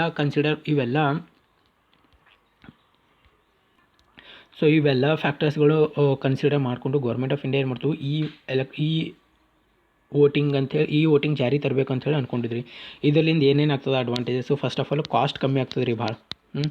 ಆಮ್ಯಾಗ ನಂಬರ್ ಆಫ್ ವರ್ಕರ್ಸ್ ರಿಕ್ವೈರ್ಡ್ ಭಾಳ ಕಮ್ಮಿ ಆಗಿಬಿಡ್ತಾರೆ. ಎಲೆಕ್ಟ್ರಾನಿಕ್ ವೋಟಿಂಗ್ದಾಗ ಏನು ಬೇಕು ರೀ, ನೀವು ಹೋಗಿ ಡೈರೆಕ್ಟ್ ಎಲೆಕ್ಟ್ರಾನಿಕ್ ವೋಟ್ ಮಾಡಿದ್ರೆ ಅದು ರೆಕಾರ್ಡ್ ಆಗಿಬಿಡ್ತದೆ. ಆಮೇಲೆ ಫಾಸ್ಟರ್ ರೇಟ್ದಾಗ ರಿಸಲ್ಟ್ ಅನೌನ್ಸ್ ಮಾಡ್ಬೋದು, ಅಪ್ಡೇಟ್ ಮಾಡ್ಬೋದು. ಇವೆಲ್ಲ ಈ ವೋಟಿಂಗ್ದು ಅಡ್ವಾಂಟೇಜಸ್ ಅದಾವೆ. Next question, Khelo India youth games 2021ನಲ್ಲಿ ಯಾವ ಸ್ಪೋರ್ಟ್ಸ್ ಸೇರಿಸಲಾಗಿದೆ? ಕ್ರಿಕೆಟ್. ಇದು ಬಾಂಬೆ ಮತ್ತು ಯೋಗ ಹರಿಯಾಣ ಹಿಂಗೆ ಯಾಕೆ ಬರ್ತಿದ್ದೇನೆ ಅಂದ್ರೆ ಮತ್ತು ನೆಕ್ಸ್ಟ್ ಎಲ್ಲ ಆಗೋದಿದೆ ಖೇಲೋ ಇಂಡಿಯಾ ಯೂತ್ ಸ್ಪೋರ್ಟ್ಸ್ ಅದನ್ನು ಬರ್ತಿದೆ. ಸೊ ಇವಾಗ ನಮ್ಮ ಕ್ವಶನ್ ಏನು, ಖೇಲೋ ಇಂಡಿಯಾ ಯೂತ್ ಗೇಮ್ಸ್ನಲ್ಲಿ 2021ರಲ್ಲಿ ಯಾವ ಸ್ಪೋರ್ಟ್ಸ್ ಸೇರಿಸಲಾಗಿದೆ? ಕ್ರಿಕೆಟ್ ಬಾಂಬೆ, ಯೋಗ, ಕಬಡ್ಡಿ, ಕ್ಯಾರಮ್. ನೋಡಿ, ಈ ಸರ್ತಿ 2021ದಾಗ ಖೇಲೋ ಇಂಡಿಯಾ ಯೂತ್ ಗೇಮ್ಸ್ದಾಗ ಕ್ರಿಕೆಟ್ ಸೇರಿಸಲಾಗಿದೆ, ಯೋಗ ಸೇರಿಸ್ಯಾರ ರೀ. ಇದು ಎಲ್ಲ ಕಂಡಕ್ಟ್ ಮಾಡ್ತಾರೆ ಈ ಸರ್ತಿ? ಹರಿಯಾಣ. ರೈಟ್ ಆನ್ಸರ್ ಇದು. ಮತ್ತು ಇನ್ನೊಂದು question, Khelo India university games ಎಲ್ಲ ಆಗೋದ ರೀ ಈ ಸರ್ತಿ? ಬ್ಯಾಂಗ್ಳೂರು. ಇದನ್ನು ನೆನ್ಪಿಡ್ಬೇಕು, ಕರ್ನಾಟಕದ ಐತಿ. Khelo India university game Bangalore. Next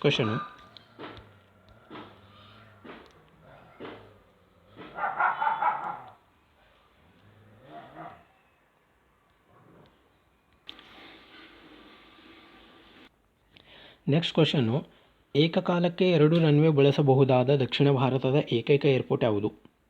options: Kempegowda airport, Indira Gandhi airport, Delhi, V Savarkar Andaman Nicobar, ಯಾವುದೂ ಅಲ್ಲ. ಸೊ ಫಸ್ಟ್ ಆಫ್ ಆಲ್ ಏನು ರೀ ಇದು? ಕರೆಕ್ಟ್ ಆನ್ಸರ್ ನೋಡೋಣ.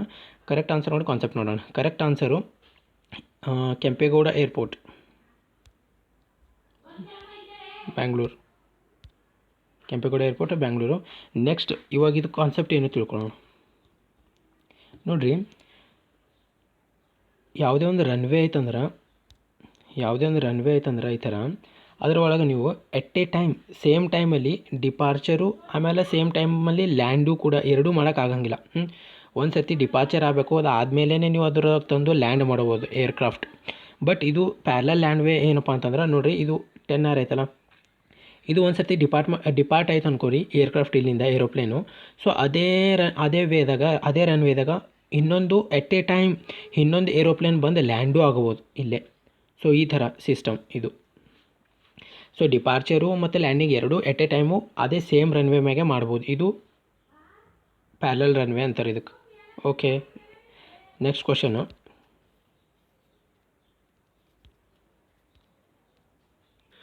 So next question, Shahin 1A ಕ್ಷಿಪಣಿ ಯಾವ ದೇಶಕ್ಕೆ ಸೇರಿದ್ದು? ರೀಸೆಂಟಾಗಿ ಒಂದು country Shahin 1A missile launch ಮಾಡ್ತು. ಇದು ಯಾವ ಕಂಟ್ರಿಗೆ ಸೇರಿದ್ರಿ? Options Bangladesh, UAE, Pakistan, Bharat. So Shaheen ಅಂದ ತಕ್ಷಣ ನೀವು ತಲೆಗೆ ಹೋಗ್ಬೋದು ಬಾಂಗ್ಲಾದೇಶ್ ಅಂತೇಳಿ ಹೋಗ್ಬೋದು. ನಾನು ಅದರ ಸಂಬಂಧ ಬಾಂಗ್ಲಾದೇಶ್ ಫಸ್ಟಿಗೆ ಇಟ್ಟಿನಿ ಆಪ್ಷನು. ಸೊ ಇದು ಕರೆಕ್ಟ್ ಆನ್ಸರು ಪಾಕಿಸ್ತಾನ್. ಸೊ ಇದೊಂದು ಬ್ಯಾಲಿಸ್ಟಿಕ್ ಮಿಸೈಲ್ ಐತಿ, ಸರ್ಫೇಸ್ ಟು ಸರ್ಫೇಸ್ ಮಿಸೈಲ್. ಇದು ಅಂದ್ರೆ ಭೂಮಿಯಿಂದ ಭೂಮಿಗೆ ಹೋಗೋಂಥ ಮಿಸೈಲು. ಇದ್ರದ್ದು ರೇಂಜ್ ಎಷ್ಟೈತೆ ಅಂದ್ರೆ 900 ಕಿಲೋಮೀಟ್ರ್ ಐತಿ ರೀ. ಆರಾಮಾಗಿ ಇಂಡಿಯಾ ಮ್ಯಾಗೆ ಅಟ್ಯಾಕ್ ಮಾಡ್ಬೋದು ಇದು. ಸೊ ಈ ಥರ 900 ಕಿಲೋಮೀಟ್ರ್ ಐತಿ. ಸರ್ಫೇಸ್ ಟು ಸರ್ಫೇಸ್ ಮಿಸೈಲ್ ಐತಿ ಇದು. ಶಾಹಿನ್ 1A ಪಾಕಿಸ್ತಾನ. ಇದ್ರ ಬಗ್ಗೆ ಬೇರೆ ಎಕ್ಸ್ಪ್ಲನೇಷನ್ ಬೇಕಾಗಿಲ್ಲ. ನೆಕ್ಸ್ಟ್ ಕ್ವಶನು, ಇದು ರೈಲ್ವೆ ಇಲಾಖೆ ಕಾರ್ಮಿಕರ ಕಲ್ಯಾಣಕ್ಕಾಗಿ ಜಾರಿಗೊಳಿಸಿದ ನೂತನ ಆ್ಯಪ್. ಇದು ಇಂಪಾರ್ಟೆಂಟ್ ಕ್ವಶನ್ ಐತಿ. ಕಾನ್ಸೆಪ್ಟು ಚಲೋ ಐತಿ ಇದ್ರದ್ದು. ಏನು ಕಾನ್ಸೆಪ್ಟ್ ಇದೆಯಪ್ಪ ಇದ್ರದ್ದು? ಫಸ್ಟ್ ಆಫ್ ಆಲ್ ಆಪ್ಷನ್ ನೋಡೋಣ. ಶ್ರಮಜೀವಿ, ರೈಲ್ವೆ ಕರ್ಮಚಾರಿ, ಶ್ರಮಿಕ್ ಕಲ್ಯಾಣ ಯಾವುದೂ ಅಲ್ಲ. ಇದ್ರ ಕರೆಕ್ಟ್ ಆನ್ಸರು ಶ್ರಮಿಕ್ ಕಲ್ಯಾಣ. ಏನಿದು ಶ್ರಮಿಕ್ ಕಲ್ಯಾಣ ಆ್ಯಪ್ ಅಂದ್ರೆ ನೋಡಿರಿ, ರೈಲ್ವೇದು 18 ಝೋನ್ಸ್ ಅದಾವೆ ಇಂಡಿಯಾದಾಗ, ನಿಮಗೆ ಗೊತ್ತೈತಿ. ರೀಸೆಂಟಾಗಿ ಸದರ್ನ್ ಕೋಸ್ಟಲ್ ಝೋನ್ ಆಯಿತು, ಅದು ವಿಶಾಖಪಟ್ಟಣ 18th. ಸೊ ಇದ್ರಾಗ ಏನು ಮಾಡ್ಬೋದಪ್ಪ ಅಂದ್ರೆ, ಇವಾಗ ರೈಲ್ವೇದ 18 ಝೋನ್ಗಳದಾಗ ಇವು ಯಾವೇ ಕಾಂಟ್ರಾಕ್ಟರ್ಸ್ ಇರ್ತಾರಲ್ಲ, ಅವ್ರು ಕೆಲಸ ಪಡಿಬೇಕು, ಕೆಲಸ ತೊಗೊಂಡು ಶುರು ಮಾಡ್ಬೇಕು ಯಾವುದೇ ಝೋನ್ದಾಗ ಅಂದ್ರೆ ಫಸ್ಟ್ ಅವ್ರು ಹೋಗಿ ಇವ್ರದ್ದು ಕೈ ಕೆಳಗೆ ಕೆಲಸ ಮಾಡೋಂಥ ಎಷ್ಟೋ ಕಾರ್ಮಿಕರದು ಡೀಟೇಲ್ಸ್ ತೊಗೋಬೇಕು. ಇವರೆಲ್ಲ ಅವ್ರದ್ದು ಆಧಾರ್ ಕಾರ್ಡ್ ಆಗಿರಲಿ, ಪ್ಯಾನ್ ಕಾರ್ಡ್ ಆಗಿರಲಿ, ಅವೆಲ್ಲ ತೊಗೊಂಡು ಈ ವೆಬ್ಸೈಟ್ದಾಗ ಹೋಗ್ಬೇಕು, ಈ ಆ್ಯಪ್ದಾಗ ಹೋಗ್ಬೇಕು. ಯಾವ ಆ್ಯಪು? ಶ್ರಮಿಕ್ ಕಲ್ಯಾಣ ಆ್ಯಪ್ದಾಗ ಹೋಗಿ ಅಲ್ಲಿ ಅವ್ರದ್ದೆಲ್ಲ ಹೆಸರು ಡೀಟೇಲ್ ಎಲ್ಲ ರಿಜಿಸ್ಟರ್ ಮಾಡ್ಬೇಕು ರೀ. ರಿಜಿಸ್ಟರ್ ಮಾಡಾದ್ಮೇಲೆ ಇವ್ರಿಗೆ ಟೆಂಡರ್ ಸಿಗ್ತದೆ. ಸೊ ಆವಾಗ ಆ ಟೆಂಡರ್ ತೊಗೊಂಡು ಇವ್ರು ಕೆಲಸ ಶುರು ಮಾಡ್ಬೋದು. ಯಾರು? ಕಾಂಟ್ರಾಕ್ಟರ್ಸ್. ಹಿಂಗೆ ಕಾಂಟ್ರಾಕ್ಟರ್ಗಳಿಗೆ ಯಾವುದೇ ಝೋನ್ದಾಗ ಕೆಲಸ ಕೊಡೋ ಸಂಬಂಧ ಮತ್ತು ಗುತ್ತಿಗೆ ಕಾರ್ಮಿಕರಿಗೆ ಅವ್ರ ಕಲ್ಯಾಣ ಹಾಗೆ ಆಡಳಿತ ವ್ಯವಸ್ಥೆಯಲ್ಲಿ ಪಾರದರ್ಶಕತೆ ತರಲಕ್ಕ ಈ ಶ್ರಮಿಕ್ ಕಲ್ಯಾಣ ಆ್ಯಪ್ ಲಾಂಚ್ ಮಾಡಿದ್ರು. ಯಾರು? ರೈಲ್ವೆ ಡಿಪಾರ್ಟ್ಮೆಂಟ್ದವರು. ನೆಕ್ಸ್ಟ್ ಕ್ವಶನ್, ಲೋಕಾರ್ಪಣೆಗೊಳ್ಳಲಿರುವ ವಿಶ್ವದ ಅತಿ ಉದ್ದದ ರೈಲ್ವೆ ಪ್ಲಾಟ್ಫಾರ್ಮ್ನ ಉದ್ದ ಎಷ್ಟು? ಇದು ಇಂಪಾರ್ಟೆಂಟ್ ಕ್ವಶನು. ಇದು 2 ಕ್ಲೋಸ್ ಆಪ್ಷನ್ಸ್ ತೊಗೊಂಡಿನಿ ನಾವು, 1.3, 1.4, 1.5, 1.6. ಇದು ಈ ಥರನೇ ಎಕ್ಸಾಮ್ದಾಗ ಬರ್ತದೆ ನೋಡ್ರಿ ಕ್ವಶನು. ಲೋಕಾರ್ಪಣೆಗೊಳ್ಳಲಿರುವ ವಿಶ್ವದ ಅತಿ ಉದ್ದದ ರೈಲ್ವೆ ಪ್ಲಾಟ್ಫಾರ್ಮ್. ಇಷ್ಟು ದಿವಸ 1.3 ಕಿಲೋಮೀಟರ್ ಉದ್ದ ಹೊಂದಿರುವಂಥ ಗೋರಖ್ಪುರ್ ಇತ್ತು ರೀ, ವರ್ಲ್ಡ್ದಾಗೆ ಲಾಂಗೆಸ್ಟ್ ಪ್ಲಾಟ್ಫಾರ್ಮ್ 1.3 ಕಿಲೋಮೀಟರ್ ಇತ್ತು. ಬಟ್ ಇವಾಗ ಅದಕ್ಕೆ ಓವರ್ಟೇಕ್ ಮಾಡಿ ಯಾವುದು? ಕರ್ನಾಟಕದ ಹುಬ್ಬಳ್ಳಿ ರೈಲ್ವೆ ನಿಲ್ದಾಣ. ಇದ್ರದ್ದು ರೀಸೆಂಟಾಗಿ ಹೆಸರು ಚೇಂಜ್ ಮಾಡಿದ್ರು, ಸಿದ್ಧಗಂಗಾ ಅಂಥೇಳಿ. ಸೊ ಇದು 1.5 ಕಿಲೋಮೀಟರ್ ಐತೆ ನೋಡಿರಿ. ಇದು ನೆನಪಿಡಲೇಬೇಕು ನೀವು. 1.5 ಕಿಲೋಮೀಟರ್ ವಿಶ್ವದ ಅತಿ ಉದ್ದದ ರೈಲ್ವೆ ಪ್ಲ್ಯಾಟ್ಫಾರ್ಮ್ ಹುಬ್ಬಳ್ಳಿದ್ರಿ ಇದು. ಓಕೆ, ಇದಕ್ಕೆ ಇತ್ತೀಚೆಗೆ ಹೆಸರು ಏನು ಚೇಂಜ್ ಮಾಡಿರಿ? ಸಿದ್ಧಾರೂಢ ಸ್ವಾಮೀಜಿ ರೈಲ್ವೆ ನಿಲ್ದಾಣ. ನೆಕ್ಸ್ಟ್ ಕ್ವಶನ್, ಯಾವ ತಂಡ ಇಂಡಿಯನ್ ಸೂಪರ್ ಲೀಗ್ ಫುಟ್ಬಾಲ್ ಪ್ರಶಸ್ತಿ ಗೆದ್ದುಕೊಂಡಿದೆ? Correct answer Mumbai city, Pune club, Goa ತಂಡ, ಬೆಂಗಳೂರು ಫುಟ್ಬಾಲ್. ಯಾವುದು ಗೆದ್ದಿತ್ತು ರೀ? ಮುಂಬೈ ಸಿಟಿ. ಬೇರೆ ಆಪ್ಷನ್ ಏನು ಎಕ್ಸ್ಪ್ಲೈನ್ ಮಾಡೋಂಗಿಲ್ಲ. ನೆಕ್ಸ್ಟ್ ಕ್ವಶನ್ನು, ನ್ಯಾಷನಲ್ ಸೆಕ್ಯೂರಿಟಿ ಗಾರ್ಡ್ನ ಮುಖ್ಯಸ್ಥರಾಗಿ ಆಯ್ಕೆಯಾದ ಕನ್ನಡಿಗರು. ಇದು ಭಾಳ ಇಂಪಾರ್ಟೆಂಟ್ ಐತೆ ನೋಡಿರಿ, ಯಾಕಂದ್ರೆ ಇವ್ರು ಕನ್ನಡಿಗದವ್ರ. ಸೊ ಇದು ನೆನಪಿಡಲೇಬೇಕು ನೀವು. ನ್ಯಾಷನಲ್ ಸೆಕ್ಯೂರಿಟಿ ಗಾರ್ಡ್ ಏನು ಮಾಡ್ತಾರೆ? ಫಸ್ಟ್ ಆಫ್ ಆಲ್ ಇದ್ರ ಕೆಲಸ ಏನೈತಿ? ನ್ಯಾಷನಲ್ ಸೆಕ್ಯೂರಿಟಿ ಗಾರ್ಡ್ ಯಾಕೆ 1986 ಸ್ಥಾಪನೆ ಐತಿ. ಇದು ಯಾಕೆ ಸ್ಥಾಪನೆ ಐತೆ ಅಂದ್ರೆ ಇಂದಿರಾ ಗಾಂಧಿ ಹತ್ಯೆ ಐತಿ, ನಿಮಗೆಲ್ಲ ಗೊತ್ತೈತಿ 1984ದಾಗ. ಸೊ ಇಂದಿರಾ ಗಾಂಧಿ ಹತ್ಯೆ ಆಯಿತು. ಈ ಥರ ಭಯೋತ್ಪಾದನೆ ಚಟುವಟಿಕೆಗಳು ನಿಗ್ರಹ ಮಾಡೋ ಸಂಬಂಧ ನ್ಯಾಷನಲ್ ಸೆಕ್ಯೂರಿಟಿ ಗಾರ್ಡ್ ಶುರು ಮಾಡಿದ್ರು 1986ದಾಗ. ಈಗ ರೀಸೆಂಟಾಗಿ ಇದ್ರದ್ದು ಹೊಸದಾದಂತಹ ಅಧ್ಯಕ್ಷ ಆಯ್ಕೆ ಆಗ್ಯಾರ. ಅವ್ರ ಹೆಸರು ಏನು ಅಂದ್ರೆ ಕನ್ನಡದವ್ರು ಇವ್ರ ಹೆಸರು M.A. ಗಣಪತಿ, ಮನೆಯ ಪಾಂಡ ಎ ಗಣಪತಿ ಅಂತ ಇವ್ರ ಹೆಸರು. ಓಕೆ, ನೆಕ್ಸ್ಟ್ ಕ್ವಶನ್ನು, ಇತ್ತೀಚೆಗೆ ಕರ್ನಾಟಕದ ಯಾವ ಯೋಜನೆಗೆ ರಾಷ್ಟ್ರೀಯ ಮಾನ್ಯತೆ ದೊರಕಿದೆ? ಇದು ಇಂಪಾರ್ಟೆಂಟ್ ಐತೆ ನೋಡ್ರಿ, ಭಾಳ ಇಂಪಾರ್ಟೆಂಟ್ ಇದೆ ಕ್ವಶನ್ ಇದು. ಕೃಷ್ಣ ಯೋಜನೆ, ಕಾವೇರಿ ಮೇಲ್ದಂಡೆ ಯೋಜನೆ, ಭದ್ರಾ ಮೇಲ್ದಂಡೆ ಯೋಜನೆ, ಗೋದಾವರಿ ಮೇಲ್ದಂಡೆ ಯೋಜನೆ. ಆರಾಮಾಗಿ ಗೋದಾವರಿ ಎಲಿಮಿನೇಟ್ ಮಾಡ್ಬೋದು. ಕರ್ನಾಟಕ ನದಿಯಲ್ಲ ಇದು. ಭದ್ರಾ, ಕಾವೇರಿ, ಕೃಷ್ಣ ನೋಡಿರಿ. ಇದ್ರಾಗ ರೈಟ್ ಆನ್ಸರು ಭದ್ರಾ ಮೇಲ್ದಂಡೆ ಯೋಜನೆ. ಏನಾಗ್ತದೆ ಇದು ರಾಷ್ಟ್ರೀಯ ಮಾನ್ಯತೆ ದೊರಕ್ತಂದ್ರೆ ಯಾವುದೇ ಯೋಜನೆಗೆ ನೋಡಿರಿ. ಫಸ್ಟ್ ಆಫ್ ಆಲ್ ಯಾವುದೇ ಯೋಜನೆಗೆ ರಾಷ್ಟ್ರೀಯ ಮಾನ್ಯತೆ ದೊರಕ್ತಂದ್ರೆ ಅದಕ್ಕೆ ಫಂಡಿಂಗ್ದು ದುಡ್ಡಿಂದು ಪ್ರಾಬ್ಲಮೇ ಇರಲ್ಲ. ಯಾಕಂದ್ರೆ ಫಂಡ್ ಸೆಂಟ್ರಲ್ ಗೌರ್ಮೆಂಟ್ ರಿಲೀಸ್ ಮಾಡ್ತದೆ. ನಿಮಗೆ ಕೆಲಸ ಏನು ಮಾಡಬೇಕು, ಸ್ಟೇಟ್ ಗೌರ್ಮೆಂಟ್ ಕ್ಯಾರಿ ಮಾಡಬೇಕು. ಸೊ ದುಡ್ಡಿನಂತೂ ಪ್ರಾಬ್ಲಮ್ ಇಲ್ಲ. ಇವಾಗ ಏನಿದು ಭದ್ರಾ ಮೇಲ್ದಂಡೆ ಯೋಜನೆ ಅಂದ್ರೆ, ಭದ್ರಾ ಮೇಲ್ದಂಡೆ ಯೋಜನೆದಾಗ ಏನಾಗ್ತದೆ ನೋಡಿರಿ, ತುಂಗಾ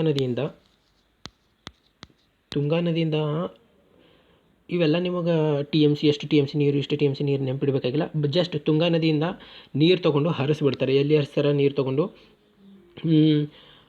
ಅಜ್ಜಂಪುರ ಸುರಂಗ ಮಾರ್ಗದ ಮೂಲಕ ಹರಿಸಿ ಚಿತ್ರದುರ್ಗಕ್ಕೆ ಆಮೇಲೆ ತುಮಕೂರಿಗೆ ನೀರು ಪ್ರೊವೈಡ್ ಮಾಡ್ತಾರೆ. ಅಷ್ಟೇ ಇದ್ರದ್ದು. ತುಂಗಾ ನದಿಯಿಂದ ನೀರು ಹರಿಸಿ ಚಿತ್ರದುರ್ಗಕ್ಕೆ ಮತ್ತು ತುಮಕೂರಿಗೆ ನೀರು ಪ್ರೊವೈಡ್ ಮಾಡ್ತಾರೆ. ಈ ನೀರು ಎದಕ್ಕೆ ಯುಟಿಲೈಸ್ ಮಾಡ್ಬೋದು, ನೀವು ಎದಕ್ಕೆ ಯುಟಿಲೈಸ್ ಮಾಡ್ಬೋದು, ಇರಿಗೇಷನ್, ನೀರಾವರಿ ಆಗಿರ್ಬೋದು, ಕುಡಿಯೋ ಸಂಬಂಧ ಆಗಿರ್ಬೋದು, ಕೆರೆಗಳು ಕಟ್ಟಿಸಿ ನೀರು ಸ್ಟೋರೇಜ್ ಮಾಡ್ಬೋದು. ಸೊ ಇವೆಲ್ಲ ಈ ಭದ್ರಾ ಮೇಲ್ದಂಡೆ ಯೋಜನೆದಾಗ ಬರ್ತಾವೆ ರೀ. ರಾಷ್ಟ್ರೀಯ ಮಾನ್ಯತೆ ದೊರಕ್ತಂದ್ರೆ ಫಂಡಿಂಗ್ ಪ್ರಾಬ್ಲಮ್ ಇರಲ್ಲ ಇದಕ್ಕೆ. Okay, next question. US secretary of state 21 international women courage ಪ್ರಶಸ್ತಿ ಯಾರಿಗೆ ಕೊಟ್ಟಾರ? ಕಮಲಾ ಹ್ಯಾರಿಸ್, ಭವ್ಯಲಾಲ್, ಕೌಶಲ್ಯ ಶಂಕರ್. ಆಪ್ಷನ್ ರೈಟ್ ಆನ್ಸರು ಕೌಶಲ್ಯ ಶಂಕರ್. ಯಾರು ಕೊಟ್ಟಾರ? US ಕೊಟ್ಟಾರ ರೀ ವಿಮೆನ್ ಕರೇಜ್ ಅವಾರ್ಡ್. ಯಾಕೆ ಕೊಟ್ಟಾರ? ಸೊ ಕೌಶಲ್ಯ ಶಂಕರ್ ಇವ್ರು ಆ್ಯಕ್ಚುಲಿ ಇಂಡಿಯಾದವರು. ಇವ್ರಿಗೆ ಯಾಕೆ ಕೊಟ್ರಂದ್ರೆ, ಇವರು ಎಕ್ಸ್ಕ್ಯೂಸ್ ಮೀ, ಜಾತಿ ಹಿಂಸೆಗೆ ಯಾರೇ ಒಳಗಾಗ್ತಾರೆ ಅಮೇರಿಕಾದಾಗ, ಜಾತಿ ಹಿಂಸೆಗೆ ಒಳಗಾದ ವ್ಯಕ್ತಿಗಳಿಗೆ ಧೈರ್ಯ ತುಂಬ್ತಾರ. ಧೈರ್ಯ ತುಂಬ ಕೆಲಸ ಅಷ್ಟೇ ಮಾಡೋಂಗಿಲ್ಲ ರೀ ಇವರು. ಧೈರ್ಯ ತುಂಬಿ ಅವ್ರಿಗೆ ಏನೇ ನೈತಿಕ ಬೆಂಬಲ ಬೇಕಿತ್ತು, ಕಾನೂನಿನ ಬೆಂಬಲ ಬೇಕಿತ್ತು ಅಂದ್ರೆ ಅವರಿಗೆ ಕೊನೆಯ ತನಕ ಅವ್ರ ಜೊತೆ ಇದ್ದು ಅವ್ರಿಗೆ ಸಪೋರ್ಟ್ ಕೊಡ್ತಾರೆ ಇವ್ರು. ಯಾರು? ಕೌಶಲ್ಯ ಶಂಕರ್. ಅದೇ ಥರ ಮಕ್ಕಳ ಹಕ್ಕುಗಳ ರಕ್ಷಣೆಗಾಗಿ ಹೋರಾಡ್ತಾರೆ ಇವರು ಅಮೇರಿಕಾದಾಗ. ಹಾಗಾಗಿ ಇವರಿಗೆ ಇಂಟರ್ನ್ಯಾಷನಲ್ ವಿಮೆನ್ ಕರೇಜ್ ಅವಾರ್ಡ್ ಕೊಟ್ಟಾರೆ US ನೆಕ್ಸ್ಟ್ ಕ್ವಶನ್. ದೇಶದ ಎರಡನೇ ಅತಿ ಹೆಚ್ಚು ಜನನಿ ಬೀಡ ವಿಮಾನ ನಿಲ್ದಾಣ ಯಾವುದು? ದೇಶದ ಅತಿ ಹೆಚ್ಚು ಜನನಿ ಬೀಡ ವಿಮಾನ ನಿಲ್ದಾಣ ಎರಡನೇದು ಬೆಂಗಳೂರು ವಿಮಾನ ನಿಲ್ದಾಣ ಬಂದದ್ರಿ. ಮೊದಲು ಮುಂಬೈ ಇತ್ತು, ಸೆಕೆಂಡ್. ಫಸ್ಟ್ ಆಬ್ವಿಯಸ್ಲಿ ದೆಹಲಿ, ಯಾವಾಗಲೂ ದೆಹಲಿ ಫಸ್ಟ್ ಡೆಲ್ಲಿ, ಸೆಕೆಂಡು ಈ ಸರ್ತಿ ಬೆಂಗಳೂರು ಬಂದದ, ಸೆಕೆಂಡ್ ಮುಂಬೈ ಇತ್ತು. ಮುಂಬೈ ಯಾಕೆ ಬಂದಿಲ್ಲ ಅಂದರೆ, ಮುಂಬೈದಾಗ ನಿಮಗೆಲ್ಲ ಗೊತ್ತೈತಿ ಕೊರೋನಾ ರೇಟ್ ಎಷ್ಟು ಜಾಸ್ತಿ ಆಗ್ತೈತಿ, ಕೊರೋನಾ ಕೇಸಸ್ಸು. ಸೊ ಹಾಗಾಗಿ ಅಲ್ಲಿ ಏರ್ಪೋರ್ಟ್ಸ್ ಎಲ್ಲ ಕ್ಲೋಸ್ ಅದಾವ. ಹಿಂಗಾಗಿ ಆಬ್ವಿಯಸ್ಲಿ ಬೆಂಗಳೂರು ಸೆಕೆಂಡ್ ಬಂತು. ಸ್ವಿಟ್ಜರ್ಲೆಂಡ್ನ IQA ರಿಪೋರ್ಟ್ ಪ್ರಕಾರ ಜಗತ್ತಿನ ಅತಿ ಮಲಿನ ರಾಜಧಾನಿ. ಕ್ವಶನ್ ನೋಡಿರಿ, ಜಗತ್ತಿನ ಅತಿ ಮಲಿನ ರಾಜಧಾನಿ ಯಾವುದು ಕೇಳರ್? ನಿಮಗೆಲ್ಲ ಗೊತ್ತೈತಿ. ಆಪ್ಷನ್ಸ್ ನೋಡಿರಿ. ಫಸ್ಟು ಢಾಕಾ, ನವದೆಹಲಿ, ಬೀಜಿಂಗ್, ಟೋಕಿಯೋ. ಜಪಾನ್ದ ರಾಜಧಾನಿ ಟೋಕಿಯೋ, ಚೈನಾದ ಬೀಜಿಂಗು, ಬಾಂಗ್ಲಾದೇಶ ಢಾಕಾ, ಇಂಡಿಯಾ ನವದೆಹಲಿ. ಸೊ ಇಂಡಿಯಾದ ನವದೆಹಲಿ ಟಾಪ್. ಮಲಿನತೆ ಬಂತಂದ್ರೆ ನಿಮಗೆಲ್ಲ ಗೊತ್ತೈತಿ ನವದೆಹಲಿ ಟಾಪ್ ಮಾಡ್ತದೆ ಯಾವಾಗಲೂ ಅಂಥೇಳಿ. ನವದೆಹಲಿ ಟಾಪ್. ನವದೆಹಲಿದಾಗ ಯಾಕೆ ಇಷ್ಟೊಂದು ಪೊಲ್ಯೂಷನ್ ಐತಿ ಜಾಸ್ತಿ ಅಂತಂದ್ರೆ, ಸೊ ಅಲ್ಲಿ ಸ್ಟಬಲ್ ಬರ್ನಿಂಗ್ ಮಾಡ್ತಾರೆ ರೀ. ಹರಿಯಾಣ ಸುತ್ತಮುತ್ತ, ನವದೆಹಲಿ ಸುತ್ತಮುತ್ತ ಸ್ಟಬಲ್ ಬರ್ನಿಂಗ್ ಅಂದ್ರೆ ಕೃಷಿ ತ್ಯಾಜ್ಯ ಸುಡ್ತಾರಲ್ಲ, ಆ ಕೃಷಿ ತ್ಯಾಜ್ಯ ಸುಟ್ಟು ಅದಕ್ಕೆ ಪ್ರಾಪರ್ ಆದಂಥ ವೇ ಇಲ್ಲ ಡಿಸ್ಪೋಸ್ ಮಾಡೋಕ್ಕೆ. ಅದು ಆಗಿರ್ಬೋದು. ಅದಾದಮೇಲೆ ಇದು ಯಾವುದು ಕೋಲ್ ಯೂಸ್ ಮಾಡಿಕೊಂಡು ಥರ್ಮಲ್ ಪವರ್ ಪ್ರೊಡ್ಯೂಸ್ ಮಾಡೋದಾಗಿರಲಿ. ಅದಾದಮೇಲೆ ಇನ್ನು ಸಂಚಾರ, ದೆಹಲಿದ ದಟ್ಟಣೆ ನೋಡಿದ್ರಿ ಅಂದರೆ ಶಾಕ್ ಆಗಿಬಿಡ್ತೀರಿ. ಟ್ರಾಫಿಕ್ ಜಾಮ್, ವೆಹಿಕಲಿಂದ ರಿಲೀಸ್ ಆಗೋಂತಹ ಪೊಲ್ಯೂಷನ್, ಇದೆಲ್ಲ ಕಾರಣದಿಂದ ನವದೆಹಲಿ ಯಾವಾಗಲೂ ಟಾಪ್ ಇರ್ತದೆ ರೀ. ಸೊ ಆನ್ಸರು ನವದೆಹಲಿ. Next question. ಸಂಸದೀಯ ಸಮಿತಿಯ ಶಿಫಾರಸಿನ ಪ್ರಕಾರ ಅಪ್ರಾಪ್ತರ ವಯಸ್ಸನ್ನು 18ರಿಂದ ಎಷ್ಟಕ್ಕೆ ಇಳಿಸಲು ತೀರ್ಮಾನಿಸಲಾಗಿದೆ? ರೀಸೆಂಟಾಗಿ ಇದು ನ್ಯೂಸಾಗಿತ್ತು. ಅಪ್ರಾಪ್ತ ಎನ್ನುವ ವಯಸ್ಸನ್ನು 18ರಿಂದ ಕೆಳಗೆ ಇಳಿಸ್ಲಿಕ್ಕೆ ತೀರ್ಮಾನ ಮಾಡ್ಯಾರ. ಎಷ್ಟಕ್ಕೆ ಇಳಿಸ್ಲಿಕ್ಕೆ ತೀರ್ಮಾನ ಮಾಡ್ಯಾರ? 15, 16, 17. Correct answer 16. ಯಾಕೆ ಇಳಿಸ್ಲಿಕ್ಕೆ ತಯಾರು ಮಾಡ್ಯಾರ? ಯಾಕಂದ್ರೆ ಎಷ್ಟೇ ಅಪರಾಧಗಳಾಗ್ಲತ್ತವ ಅದ್ರಾಗ 18 ವರ್ಷದ ಈಗ ಸದ್ಯಕ್ಕೆ ಏನೈತೆ ರೀ, ಅಪ್ರಾಪ್ತರಂದ್ರೆ 18 ವರ್ಷದ ಒಳಗಿನ ಯಾರು ಇರ್ತಾರೋ ವ್ಯಕ್ತಿಗಳು, ಮಕ್ಕಳು, ಅವ್ರಿಗೆ ಅಪ್ರಾಪ್ತರ ಅಂತಾರೆ. ಸೊ ಎಷ್ಟೆಲ್ಲ ಅಪರಾಧಗಳಾಗ್ಲತ್ತವ ಅದ್ರಾಗ 18 ವರ್ಷದ ಮಕ್ಕಳು ಭಾಳ ಜನ ಇನ್ವಾಲ್ವ್ ಆಗ್ಲತ್ತಾರ. ಇವಾಗ ಇನ್ವಾಲ್ವ್ ಆದರೂ ಅಂದ್ರೆ ಅವ್ರಿಗೆ ಶಿಕ್ಷೆ ಕೊಡೋ ಚಾನ್ಸ್ ಇಲ್ಲ. ಯಾಕಂದ್ರೆ ಅವ್ರು ಅಪ್ರಾಪ್ತರ, ಮೈನರ್, ಅವ್ರಿಗೆ ಶಿಕ್ಷೆ ಕೊಡೋಂಗಿಲ್ಲ. ಸೊ ಹಂಗಾಗಿ 18 ತೆಗೆದಾಕಿ 16ಕ್ಕೆ ಮಾಡಿದೆವು ಅಂದ್ರೆ ನಾವೇನು ಮಾಡ್ಬೋದು, ಈ 18, 17 ವರ್ಷದ ವ್ಯಕ್ತಿಗಳಿಗೂ ಆರಾಮಾಗಿ ಶಿಕ್ಷೆ ಕೊಡ್ಬೋದು. ಇವ್ರು ಏನು ಅನ್ಕೊಳತ್ತಾರ, ಈಗ ನಾವು ಏನೇ ಅಪರಾಧ ಮಾಡಿದ್ರೂ ನಮಗೆ ಶಿಕ್ಷೆ ಇಲ್ಲ ಅಂಥೇಳಿ ಇನ್ನೂ ಜಾಸ್ತಿ ಜನನೇ ಅಪರಾಧ ಮಾಡೋಕ್ಕೆ ಶುರು ಮಾಡ್ಲತ್ತಾರ. ಸೊ ಹಾಗಾಗಿ ಇದು ಕಮಿಟಿ ಏನು ರೆಕಮೆಂಡ್ ಮಾಡ್ತು, 18ರಿಂದ 16 ಕಳಿಸ್ಬೇಕಂತೇಳಿ ರೆಕಮೆಂಡ್ ಮಾಡ್ತು. Right answer 16. Next question. ಗೂಗಲ್ನ ಆ್ಯಪ್ ಸ್ಟೋರ್ಗೆ ಬದಲಾಗಿ ಭಾರತದ ಆ್ಯಪ್ ಸ್ಟೋರ್ನ ಹೆಸರು ಏನು? ಇದು ಚಲೋ, ಇದು ಭಾಳ ಇಂಪಾರ್ಟೆಂಟ್ ಕ್ವಶನು. ಇವಾಗ ಹೆಂಗೆ ಆ್ಯಂಡ್ರಾಯ್ಡ್ದಾಗ ಪ್ಲೇ ಸ್ಟೋರ್ ಐತಿ, ಆ್ಯಪಲ್ದು ಸಪ್ರೇಟ್ ಆ್ಯಪ್ ಸ್ಟೋರ್ ಐತಿ. ಸೊ ಹಾಗಾಗಿ ಇಂಡಿಯಾದ ಬಟ್ ಇವೆರಡು ಇಂಡಿಯಾದಲ್ಲ. ಸೊ ಇಂಡಿಯಾದವ್ರು ಗೂಗಲ್ ಪ್ಲೇ ಸ್ಟೋರ್ ಹಂಗೆ, ಆಮೇಲೆ ಆ್ಯಪಲ್ ಆ್ಯಪ್ ಸ್ಟೋರ್ ಹಂಗೆ ಅದ್ರದ್ದು ಬದಲಾಗಿ ಒಂದು ಹೊಸದು ತಮ್ಮದೇ ಆದಂತಹ ಒಂದು ಆ್ಯಪ್ ಸ್ಟೋರ್ ರೆಡಿ ಮಾಡ್ತಾಯಿದ್ದಾರೆ. ಅದರ ಹೆಸರು ಮೊಬೈಲ್ ಸೇವಾ. ನೋಡಿರಿ, ಇಂಡಿಯಾ ಸೇವಾ, ಭಾರತ್ ಸೇವಾ, ಮೊಬೈಲ್ ಸೇವಾ ಎಕ್ಸಾಮ್ನೊಳಗೆ ಡೆಫಿನೆಟ್ಲಿ ಕನ್ಫ್ಯೂಷನ್ ಆಗೇ ಆಗ್ತದೆ. ಸೊ ಇದು ಕರೆಕ್ಟಾಗಿ ನೆನ್ಪಿಡ್ಬೇಕು ನೀವು. ಇದರ ಹೆಸರು ಮೊಬೈಲ್ ಸೇವಾ. ನೆಕ್ಸ್ಟ್ ಕ್ವಶನು, ಕರ್ನಾಟಕ ಸರ್ಕಾರ ಕೈಗಾರಿಕೆಗಳ ಅಪಾಯಕಾರಿ ತ್ಯಾಜ್ಯ ವಿಲೇವಾರಿ ಮಾಹಿತಿ ದಾಖಲಿಸಲು ಯಾವ ವೆಬ್ಸೈಟ್ ಬಿಡುಗಡೆ ಮಾಡಿದೆ? ನೋಡಿರಿ, E manifest, E wastage, E cleaning. Correct answer E manifest. Concept ಏನು ಅದು ತಿಳ್ಕೊಳ್ಳೋಣ. ನೋಡಿರಿ, ನಿಮಗೆಲ್ಲ ಗೊತ್ತೈತಿ ಇಂಡಸ್ಟ್ರಿಲಿಂದ, ಕೈಗಾರಿಕೆಗಳಿಂದ ಎಷ್ಟು ಅಮೌಂಟ್ ಆಫ್ ವೇಸ್ಟೇಜ್ ಹೊರ ಬರ್ತದೆ ಡೈಲಿ ಅಂಥೇಳಿ ಗೊತ್ತೈತಿ. ಸೊ ಗೌರ್ಮೆಂಟ್ ಏನು ಮಾಡ್ತೀವಿ ಇವಾಗ ಈ ಇಂಡಸ್ಟ್ರಿಗಳಿಗೆ ಒಂದು ಹೊಸ ಆ್ಯಪ್ ರೆಡಿ ಮಾಡ್ತೀವಿ, ಇ ಮ್ಯಾನಿಫೆಸ್ಟ್ ಅಂತೇಳಿ ಆ್ಯಪ್ ರೆಡಿ ಮಾಡ್ತೀವಿ. ಈ ಇಂಡಸ್ಟ್ರಿಗಳಿಗೆ ಏನು ಹೇಳ್ತಂದ್ರೆ, ನೀವು ಎಷ್ಟೇ ನಿಮ್ಮದು ಇಂಡಸ್ಟ್ರಿಲಿಂದ ಎಷ್ಟು ವೇಸ್ಟೇಜ್ ಹೋಗ್ತಾ ಇರ್ತದಲ್ಲ ಡೈಲಿ, ಸೊ ಆ ವೇಸ್ಟೇಜ್ಗೆ ಎಲ್ಲಿ ಡಿಸ್ಪೋಸ್ ಮಾಡ್ತಾಯಿದ್ದೀರಾ, ಯಾವ ಥರ ಅದು ವಿಲೇವಾರಿ ಕ್ರಮ ಕೈಗೊಳ್ತಾ ಇದ್ದಾರೆ, ಅದೆಲ್ಲ ನೀವು ತಂದು ಈ ಅಪ್ಲಿಕೇಶನ್ದಾಗ ಅಪ್ಡೇಟ್ ಮಾಡ್ತಾ ಇರ್ಬೇಕು ನೀವು ಡೈಲಿ. ಇವತ್ತು ನಮ್ದ್ರಾಗ ಇಷ್ಟು ವೇಸ್ಟೇಜ್ ಪ್ರೊಡ್ಯೂಸ್ ಆಯಿತು, ಈ ವೇಸ್ಟೇಜ್ ತೊಗೊಂಡೋಗಿ ನಾವು ಇಲ್ಲಿ ಡಿಸ್ಪೋಸ್ ಮಾಡ್ತೀವಿ, ಹಿಂಗೆ ಇದೆಲ್ಲ ಮಾಹಿತಿಗಳನ್ನು ಅಪ್ಡೇಟ್ ಮಾಡ್ತಾ ಇರಬೇಕು. ಅಪ್ಡೇಟ್ ಮಾಡ್ತೀನಿ ಅಂದರೆ ನಿಮ್ಗೆ ಈಸಿಲಿ ನಿಮಗೆ ಯಾವ ಇಂಡಸ್ಟ್ರಿ ಎಷ್ಟೆಷ್ಟು ವೇಸ್ಟೇಜ್ ಪ್ರೊಡ್ಯೂಸ್ ಮಾಡ್ತಾಯಿದ್ದೀವಿ ಗೊತ್ತಾಗ್ತದೆ. ಅದಾದಮೇಲೆ ಹೀಗಾಗಿ ನೀವು ಪೊಲ್ಯೂಷನ್ ಕಂಟ್ರೋಲ್ ಮಾಡ್ಬೋದು. ಇದು ಈ ಮ್ಯಾನಿಫೆಸ್ಟ್, ಇದ್ರದ್ದು ಈ ಕಾನ್ಸೆಪ್ಟ್. ನೆಕ್ಸ್ಟ್ ಕ್ವಶನು, ಅಂತಾರಾಷ್ಟ್ರೀಯ ರೇಂಜರ್ ಅವಾರ್ಡ್ 2021ರಲ್ಲಿ ಯಾರಿಗೆ ನೀಡಲಾಗಿದೆ? ಅಂತಾರಾಷ್ಟ್ರೀಯ ರೇಂಜರ್ ಅವಾರ್ಡ್. ಸೊ ಮಹೇಂದರ್ ಗಿರಿ, ಮೋದಿ, ಪ್ರಕಾಶ್ ಜಾವಡೇಕರ್, ವಿರಾಟ್ ಕೊಹ್ಲಿ. ಆನ್ಸರ್ ಬಂದು ಮಹೇಂದರ್ ಗಿರಿ. ಇದು ಫಾರೆಸ್ಟ್ ಅವಾರ್ಡ್ ಇದೆ. ಓಕೆ, ಈ ಫಾರೆಸ್ಟ್ ಅವಾರ್ಡು. ಸೊ ರೇಂಜರ್ ಅಂದರೆ ಫಾರೆಸ್ಟ್ ಡಿಪಾರ್ಟ್ಮೆಂಟ್ದು ಪೋಸ್ಟ್ ಅದು. ಮಹೇಂದರ್ ಗಿರಿ ಇದು ಇಷ್ಟೇ, ಬೇರೆದೇನು ನೆನ್ಪಿಡಂಗಿಲ್ಲ ಇದ್ರಾಗ. ನೆಕ್ಸ್ಟ್ ಕ್ವಶನು, ಇನ್ಜನ್ವಿಟಿ ಹೆಲಿಕಾಪ್ಟರ್ ಯಾವ ಸ್ಪೇಸ್ ಕಂಪನಿಗೆ ಸಂಬಂಧಿಸಿದೆ? ಭಾಳ ಇಂಪಾರ್ಟೆಂಟ್ ಕ್ವಶನ್ ಇದು. ಇನ್ಜನ್ವಿಟಿ ಹೆಲಿಕಾಪ್ಟರ್ ಇದು ನಾಸಾಗೆ ಸಂಬಂಧಪಟ್ಟಂಥ ಹೆಲಿಕಾಪ್ಟರ್. ನೋಡಿರಿ, ಇದು ಏನಾಯ್ತು ಅಂದ್ರೆ ಇದು ಕಾನ್ಸೆಪ್ಟ್ ಭಾಳ ಚೆನ್ನಾಗಿದೆ. ಇದು ಕಾನ್ಸೆಪ್ಟು ನಾಸಾ ರೀಸೆಂಟಾಗಿ ಮಾರ್ಸ್ ಸಂಬಂಧ ಒಂದು ಮಾರ್ಸ್ ಪ್ಲ್ಯಾನೆಟ್ಗೆ ಒಂದು ಸ್ಯಾಟಲೈಟ್ ಲಾಂಚ್ ಮಾಡ್ತು. ಅದ್ರ ಹೆಸರೇನು? ಪರ್ಸಿವರೆನ್ಸ್ ಅಂತ. ಓಕೆ, ಪರ್ಸಿವರೆನ್ಸ್ ಸ್ಯಾಟಲೈಟ್ ಲಾಂಚ್ ಮಾಡ್ತು. ಆ ಪರ್ಸಿವರೆನ್ಸ್ ಸ್ಯಾಟಲೈಟ್ ಲಾಂಚ್ ಮಾಡಿ ಅದ್ರ ಜೊತೆ ಒಂದು ಹೆಲಿಕಾಪ್ಟರ್ ಕಳಿಸ್ತು, ingenuity helicopter. Okay, ingenuity helicopter ಕಳಿಸ್ತು. ಇದ್ರದ್ದು ಏನು ಸ್ಪೆಷಲ್ ಫೀಚರ್ ಅಂದ್ರೆ ನೋಡಿರಿ, ಇದು ಮಾರ್ಸ್ ಆಯ್ತು ಅನ್ಕೋರಿ. ಇವಾಗ ಯಾವುದೇ ಬೇರೆ ಪ್ಲ್ಯಾನೆಟ್ ಮ್ಯಾಗ, ಮೂನ್ ಆಗಿರಲಿ, ಮಾರ್ಸ್ ಆಗಿರಲಿ, ಜುಪಿಟರ್ ಆಗಿರಲಿ, ಯಾವುದೇ ಬೇರೆ ಪ್ಲ್ಯಾನೆಟ್ ಮ್ಯಾಗ ಹೋಗಿ ಯಾವುದೇ ಒಂದು ಲ್ಯಾಂಡರ್ ಲ್ಯಾಂಡ್ ಆಯಿತು ಅಥವಾ ರೋವರ್ ಲ್ಯಾಂಡ್ ಆಯ್ತು ಅಂದ್ರೆ ಇದೇನು ಮಾಡ್ತದೆ, ರೋಲ್ ಮಾಡ್ಕೊಂಡು ಹಿಂಗೆ ಇದೇ ಥರ ಕಂಟಿನ್ಯೂ ಸರ್ಫೇಸ್, ಇದು ಭೂಮಿದು ಏನು ಭೂಮಿ ಟಚ್ದಾಗ ಇಟ್ಕೊಂಡೆ ಇಲ್ಲಿಂದ ಇಲ್ಲಿವರೆಗೂ ಮೂವ್ ಆಗ್ತದೆ ರೀ. ಒಟ್ಟು ಇದು ಜಂಪ್ ಮಾಡಿ ಹಿಂಗೆ ಡೈರೆಕ್ಟ್ ಇಲ್ಲಿಂದ ಇಲ್ಲಿವರೆಗೆ ಬರೋಂಗಿಲ್ಲ. ಬಟ್ ಇದು ಹೆಲಿಕಾಪ್ಟರ್ ಹೆಂಗೈತಂದ್ರೆ, ಇದು ಮಾರ್ಸ್ ಆಯ್ತು ಅನ್ಕೋರಿ, ಮಾರ್ಸ್ ಪ್ಲ್ಯಾನೆಟು. ಇದು ಹೆಲಿಕಾಪ್ಟರ್ ಇಲ್ಲಿ ಲಾಂಚ್ ಆಯ್ತು ಅನ್ಕೋರಿ, ಇನ್ಜೆನ್ವಿಟಿ. ಇದು ಇಲ್ಲಿಂದ ನಡ್ಕೊಂಡು ಬರಲ್ರಿ, ಇಲ್ಲಿಂದ ಬೇರೆ ಗ್ರಹದಾಗ ಹೋಗಿ ಒಂದು ಸ್ಥಳದಿಂದ ಮತ್ತೊಂದು ಸ್ಥಳಕ್ಕೆ ಡೈರೆಕ್ಟ್ ಫ್ಲೈ ಮಾಡ್ಕೊಂಡು ಬರೋಂಥ ಫಸ್ಟ್ ಟೈಮ್ ಫೆಸಿಲಿಟಿ ನಾಸೋದ ರೆಡಿ ಮಾಡ್ಯಾರ. ಇದು ಇನ್ಜೆನ್ವಿಟಿ ಹೆಲಿಕಾಪ್ಟರ್ ಕೆಲಸನೇ ಹಾರ್ಕೊಂಡು ಹೋಗೋದಲ್ರಿ. ಸೊ ಇಲ್ಲಿಂದ ಜಂಪ್ ಮಾಡಿ ಡೈರೆಕ್ಟ್ ಇಲ್ಲಿ ಬರ್ತದೆ. ಇದು ಬೇರೆ ಲ್ಯಾಂಡರು, ರೋವರ್ ಆಗಿದ್ರೆ ಏನು ಮಾಡ್ತೀವಿ, ಉರುಳ್ಕೊಂಡು ಹಿಂಗೆ ಒಟ್ನಾಗ ಭೂಮಿಯ ಟಚ್ದಾಗ ಇರ್ತೀವಿ. ಬಟ್ ಇದು ಹಾಗಿಲ್ಲ, ಒಂದು ಸ್ಥಳದಿಂದ ಜಂಪ್ ಮಾಡ್ಕೊಂಡು ಇನ್ನೊಂದು ಸ್ಥಳಕ್ಕೆ ಬರ್ತದೆ. ಇದು ಇನ್ಜೆನ್ವಿಟಿ ಹೆಲಿಕಾಪ್ಟರ್. ಇದು ಯಾರ್ದು? ನಾಸಾ ಕಂಪನಿದು. ನೆಕ್ಸ್ಟ್ ಕ್ವಶನ್, ವಿಶ್ವ ಕ್ಷಯರೋಗ ದಿನ ಯಾವುದು? March 21, March 22, March 23, March 24. Option ಹಿಂಗೆ ಇರ್ತವೆ ಎಕ್ಸಾಮ್ದಾಗ. ವಿಶ್ವ ಕ್ಷಯರೋಗ ದಿನ March 24, TB day,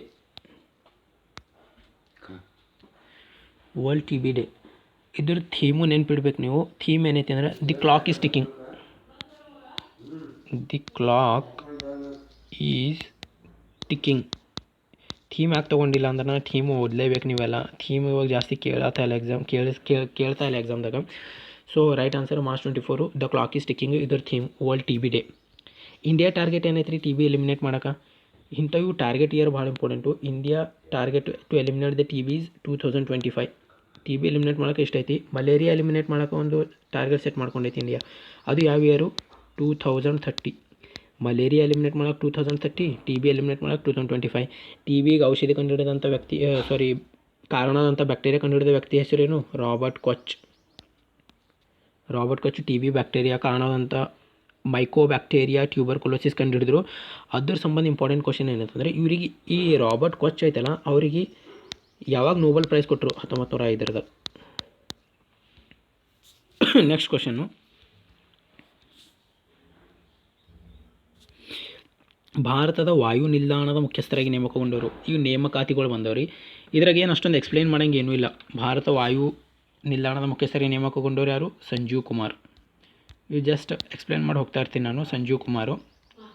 next, Bharat ಆಹಾರ ನಿಗಮದ ಮುಖ್ಯಸ್ಥರಾಗಿ ನೇಮಕಗೊಂಡವರು. ಫುಡ್ ಕಾರ್ಪೊರೇಷನ್ ಆಫ್ ಇಂಡಿಯಾ ನಿಮಗೆ ಗೊತ್ತೈತಲ್ಲ. ಫುಡ್ ಕಾರ್ಪೊರೇಷನ್ ಆಫ್ ಇಂಡಿಯಾದ ಬೇರೆ ಇಂಪಾರ್ಟೆಂಟ್ ಕ್ವಶನ್ ಅಂದರೆ ಯಾವಾಗ ಎಸ್ಟಾಬ್ಲಿಷ್ ಆಯಿತು? Food corporation of India establish ಆಗಿದೆ ಯಾವಾಗ? 1969. ಸೊ ಇದ್ರದ್ದು ರೀಸೆಂಟಾಗಿ ಹೊಸ ಅಧ್ಯಕ್ಷ, ಇದು ಫುಡ್ ಕಾರ್ಪೊರೇಷನ್ ಆಫ್ ಇಂಡಿಯಾ 1969 ಅಲ್ಲ, 1965ದಾಗ ಶುರು ಆಯಿತು. ಇದರ ಅಧ್ಯಕ್ಷರು ಯಾರಾಗಿದ್ದಾರೆ? Atish Chandra. Sanjeev Kumar airport authority of India. Next question, UIDAIನ ಅಂದರೆ ಆಧಾರ್ ನೂತನ CEO ಆಗಿ ನೇಮಕೊಂಡರು ಯಾರು? ಸೌರಭ್ ಕುಮಾರ್. Right answer Saurabh Kumar. ಬೇರೆದೇನು ಎಕ್ಸ್ಪ್ಲೈನ್ ಮಾಡೋಂಗಿಲ್ಲ ಇದು. UIDAIದಾಗ ಎಷ್ಟು ಅಂಕಿಗಳು ಇರ್ತಾವೆ ಕೇಳ್ಬೋದು? 12 ಡಿಜಿಟ್ಸ್. ಇತ್ತೀಚೆಗೆ ಯಾವ ರಾಜ್ಯದಲ್ಲಿ ಬಾಳೆಹಣ್ಣು ಉತ್ಸವ ಜರುಗಿತು? Options: Uttarakhand, Uttar Pradesh, Tamil Nadu, Kerala. So correct answer Uttar Pradesh. ಇದರ ಬೇರೆದೇನು ಎಕ್ಸ್ಪ್ಲೈನ್ ಮಾಡೋಂಗಿಲ್ಲ. ಬಾಳೆಹಣ್ಣು ಪ್ರೊಡಕ್ಷನ್ದಾಗ ಇಂಡಿಯಾದಾಗ ಟಾಪ್ ಸ್ಟೇಟ್ ಯಾವುದೈತಿ? ತಮಿಳುನಾಡು.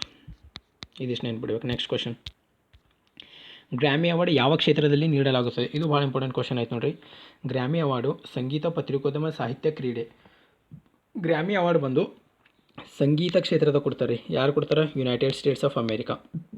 ಈ ಸರ್ತಿ ಯಾವುದು ಕೊಟ್ಟಾರ? ಇದರ ಭಾಳ ಕ್ಯಾಟಗರಿ ಇರ್ತಾವೆ.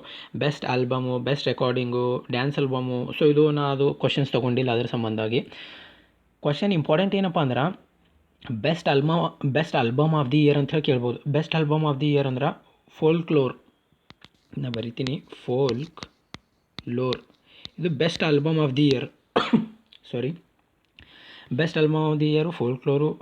ಗ್ರಾಮಿ ಅವಾರ್ಡ್ ಕೊಡೋರು ಯಾರು? US.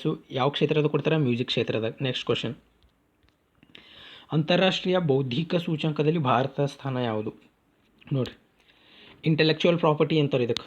ಇಂಟೆಲೆಕ್ಚುವಲ್ ಪ್ರಾಪರ್ಟಿ, ಟ್ರಿಮ್ಸು ಇವೆಲ್ಲ ಇಂಟೆಲೆಕ್ಚುವಲ್ ಪ್ರಾಪರ್ಟಿ ಸಂಬಂಧಪಟ್ಟಂತಹ ಒಪ್ಪಂದಗಳು. ಇದು ನೆನ್ಪಿಡ್ಬೇಕು ನೀವು. ಬೌದ್ಧಿಕ ಸೂಚ್ಯಂಕದಲ್ಲಿ 40ನೇ ಸ್ಥಾನ ಅದ ರೀ ಭಾರತದ. ಈಗ ಹೆಂಗೆ ನೆನ್ಪಿಡಬೇಕು? ಇಂಟೆಲೆಕ್ಚುವಲ್ ಪ್ರಾಪರ್ಟಿ ರೈಟ್ದಾಗ ಇಂಟೆಲೆಕ್ಚುವಲ್ ಪ್ರಾಪರ್ಟಿ. ಸೊ ಇವಾಗ ಸುಮ್ಮನೆ ಇದೊಂದು ಟ್ರಿಕ್ ಐತಿ ನೆನ್ಪಿಡೋಕೆ. ಪ್ರಾಪರ್ಟಿ ಐತಿ, ಯಾವುದೇ ಫಾರಿನರಿಗೆ ನೀವು ಪ್ರಾಪರ್ಟಿ ಅನ್ನೋ ಪ್ರೊನೌನ್ಸ್ ಮಾಡೋಕ್ಕೆ ಹೇಳಿದ್ರೆ ಅವ ಹೆಂಗೆ ಪ್ರೊನೌನ್ಸ್ ಮಾಡ್ತಾರೆ ರೀ? ಪ್ರಾಪರ್ಟಿ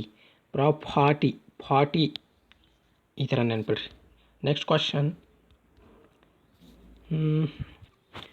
2020 ವ್ಯಾಸ್ ಸಮ್ಮಾನ್ ಪ್ರಶಸ್ತಿ ಪುರಸ್ಕೃತರು ಯಾರು? Sharad Pagare, Vasudev Mohi, Kiran Kher, SL Bhyrappa. So correct answer Sharad Pagare. Vyas Samman award ಕೊಡೋರು ಯಾರು ರೀ? KK Birla foundation. ಯಾರಿಗೆ ಕೊಡ್ತಾರೆ? ಸಾಹಿತ್ಯ ಕ್ಷೇತ್ರದಾಗ ಯಾರು ಕೆಲಸ ಮಾಡಿರ್ತಾರಲ್ಲ, ಕಳೆದ 10 ವರ್ಷದಿಂದ ಸಾಹಿತ್ಯ ಕ್ಷೇತ್ರದ ಕೆಲಸ ಮಾಡಿರಬೇಕು, ಅದು ಮತ್ತು ಭಾಳ ಗಣನೀಯವಾಗಿ ಕೆಲಸ ಮಾಡಿರ್ಬೇಕು ಸಾಹಿತ್ಯ ಕ್ಷೇತ್ರದ ಅಂಥ ವ್ಯಕ್ತಿಗಳ ಸಾಧನೆಯನ್ನು ಕನ್ಸಿಡರ್ ಮಾಡಿ ಇದು ವ್ಯಾಸ್ ಸಮ್ಮಾನ್ ಪ್ರಶಸ್ತಿ ಕೊಡ್ತಾರೆ. ಸೊ ಈ KK ಬಿರ್ಲಾ ಫೌಂಡೇಶನ್ ಮಾಡುವ ಇನ್ನು ಬೇರೆ ಪ್ರಶಸ್ತಿಗಳು ಯಾವುದ್ಯಾವುದು ಅಂದ್ರೆ ಸೊ ಸರಸ್ವತಿ ಸಮ್ಮಾನು, ವ್ಯಾಸ್ ಸಮ್ಮಾನು, ಬಿಹಾರಿ ಪುರಸ್ಕಾರು ಇವೆಲ್ಲ ನೆನ್ಪಿಡ್ಬೇಕು ನೀವು. ಇದರ ಹೆಡ್ ಕ್ವಾರ್ಟರು ನ್ಯೂ ಡೆಲ್ಲಿ. ಸದಾಬಹಾರ್ ಎನ್ನುವ ಹಣ್ಣಿನ ತಳಿ ನ್ಯೂಸ್ನಲ್ಲಿತ್ತು. ಇದು ಯಾವ ಹಣ್ಣು ಅಥವಾ ಯಾವ ಹಣ್ಣಿನ ತಳಿ? ಸದಾಬಹಾರ್ ಅನ್ನೋದು ಮಾವಿನ ಹಣ್ಣಿನ ತಳಿ ಐತ್ರಿ ಇದು. ಸೊ ಇದರ ಸ್ಪೆಷಾಲಿಟಿ ಏನಪ್ಪ ಅಂದ್ರೆ ಯಾಕೆ ನ್ಯೂಸ್ದಾಗಿತ್ತು ಅಂದ್ರೆ ಇದು ವರ್ಷವಿಡೀ ಪೂರ್ತಿ ಥ್ರೂಔಟ್ ದಿ ಇಯರು ಹಣ್ಣು ಬಿಡ್ತದಂತ. ಇದು ವರ್ಷವಿಡೀ ಹಣ್ಣು ಬಿಡ್ತದೆ, ಅದರ ಸಂಬಂಧವಾಗಿ ಇದು ನ್ಯೂಸಲ್ಲಿತ್ತು. ಸೊ ಸದಾಬಹಾರು, ಇದು ಹೆಸರು ಸದಾಬಹಾರು. ಇದು ಯಾವ ಹಣ್ಣಿನ ತಳಿ? ಮಾವಿನ ಹಣ್ಣಿನ ತಳಿ.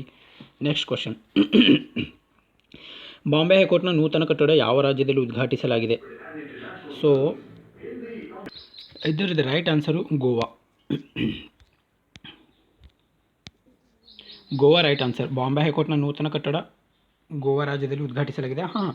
ಈ ಕ್ವಶನ್ ಬೇರೆದೇನು ನೆನ್ಪಿಡ್ಬೇಕಂದ್ರೆ ಬಾಂಬೆ ಹೈಕೋರ್ಟ್ ಅಂಡರ್ದಾಗ ಯಾವ್ದ್ಯಾವ್ದು ಸ್ಟೇಟ್ದು ಹೈಕೋರ್ಟ್ಗಳು ಬರ್ತಾವ.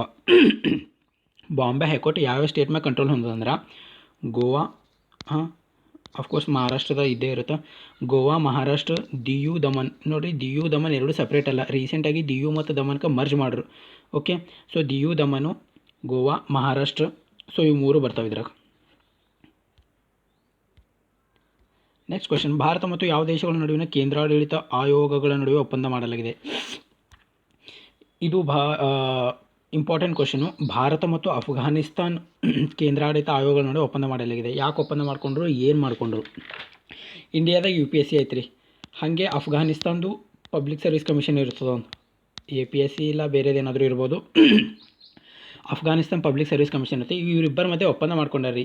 ಒಪ್ಪಂದ ಮಾಡ್ಕೊಂಡು ಏನಾಗ್ತದೆ ಅಂದ್ರೆ, ಆಡಳಿತದಾಗ ಒಬ್ಬರದ್ದು ಇವಾಗ ನೋಡಿರಿ, ಭಾರತದ UPSCದಾಗ ಯಾವುದೋ ಒಳ್ಳೆ ಪಾಯಿಂಟ್ಸ್ ಇದಾವೆ ಅಂದ್ರೆ ಅಫ್ಘಾನಿಸ್ತಾನ ಇಂಪ್ಲಿಮೆಂಟ್ ಮಾಡ್ತದೆ, ಇಲ್ಲ ಅಫ್ಘಾನಿಸ್ತಾನ ಒಳ್ಳೆ ಪಾಯಿಂಟ್ಸು UPSCದವ್ರು ಇಂಡಿಯಾದವ್ರು ಇಂಪ್ಲಿಮೆಂಟ್ ಮಾಡ್ತಾರೆ. ಹೀಗಾಗಿ ಅವರಿಬ್ಬರ ಮಧ್ಯೆ ಆಡಳಿತದಾಗ ಪಾರದರ್ಶಕತೆ ತರ್ಬೋದು. ಹೀಗಾಗಿ ಸೊ ಹಿಂಗೆ ಯಾವುದಾದ್ರು ಒಳ್ಳೆ ಪಾಯಿಂಟ್ಸ್ ಇದ್ದರೆ ಇಂಪ್ಲಿಮೆಂಟ್ ಮಾಡ್ಕೊಳ್ಳೋದು, ಇಷ್ಟೇ ಇದ್ರದ್ದು. ಬೇರೆದೇನೂ ಇದ್ರದ್ದು ಅಷ್ಟೊಂದು ಹೇಳ್ಕೊಳ್ಳೋಂಗೆ ಏನೂ ಪಾಯಿಂಟ್ಸ್ ಇಲ್ಲ. ನೆಕ್ಸ್ಟ್ ಕ್ವೆಶನು, ಕಾವೇರಿ ಕೂಗು ಕಾರ್ಯಕ್ರಮ ಆಯೋಜಿಸಿದವರು ಯಾರು? ಈಶಾ ಫೌಂಡೇಶನ್, ಭಾರತ ಸರ್ಕಾರ, ಕರ್ನಾಟಕ ಸರ್ಕಾರ, ಯಾರು ಅಲ್ಲ. ಈಶಾ ಫೌಂಡೇಶನ್ ನಿಮಗೆಲ್ಲ ಗೊತ್ತೈತಿ, ಇದೊಂದು NGO ಐತಿ. ಸದ್ಗುರು ಜಗ್ಗಿ ಇದ್ರದ್ದು ಫೌಂಡರು ಈಶಾ ಫೌಂಡೇಶನ್. ಕಾವೇರಿ ಕೂಗು ಏನಿದು? ಕಾವೇರಿ ಕೂಗು ಅಂದ್ರೆ ನೀರಿನ ಬಳಕೆ ಬಗ್ಗೆ ಒಟ್ಟಿನ ನೀರಿನ ಸಂರಕ್ಷಣೆ, ಬಳಕೆ, ನೀರಿನ ಮೂಲಗಳ ಪುನಶ್ಚೇತನ ಮಾಡೋದು. ಸೊ ಇದು ಕಾವೇರಿ ಕೂಗು. ಆಮೇಲೆ ಅರಣ್ಯ ಸಂರಕ್ಷಣೆಯೂ ಇದರ ಅಂಡರ್ದಾಗ ಬರ್ತದೆ. ಓಕೆ, ಇದು ಕಾವೇರಿ ಕೂಗು. ನೆಕ್ಸ್ಟ್ ಕ್ವೆಶನ್ನು, ಡಿಜಿಟಲ್ ಪಾವತಿಯಲ್ಲಿ ಪ್ರಥಮ ಸ್ಥಾನದಲ್ಲಿರುವ ರಾಷ್ಟ್ರ ಯಾವುದು? ಎಲ್ಲರೂ ಇಮ್ಮಿಡಿಯೇಟಾಗಿ ಚೈನಾ ಹಾಕಿಬಿಡ್ತಾರೆ ರೀ, ಬಟ್ ಚೈನಾದಾಗ ಫೋನ್ಪೇ ಗಿನ್ಪೇ ಅಂತ ವರ್ಕೇ ಆಗಂಗಿಲ್ಲ. ಸೊ ಅದಕ್ಕಾಗಿ ಭಾರತ ಟಾಪ್ದಾಗ ಅದ ರೀ. ಡಿಜಿಟಲ್ ಪಾವತಿಯಲ್ಲಿ ಪ್ರಥಮ ಸ್ಥಾನದಲ್ಲಿರುವ ರಾಷ್ಟ್ರ ಭಾರತ. ನೆಕ್ಸ್ಟ್, ಲಿಡಾರ್ ತಂತ್ರಜ್ಞಾನ ಯಾವುದಕ್ಕೆ ಸಂಬಂಧಿಸಿದೆ? ಇದು ಒಂದು ಸೂಪರ್ ಕಾನ್ಸೆಪ್ಟ್. ಇದು ಲಿಡಾರ್ ಟೆಕ್ನಾಲಜಿ.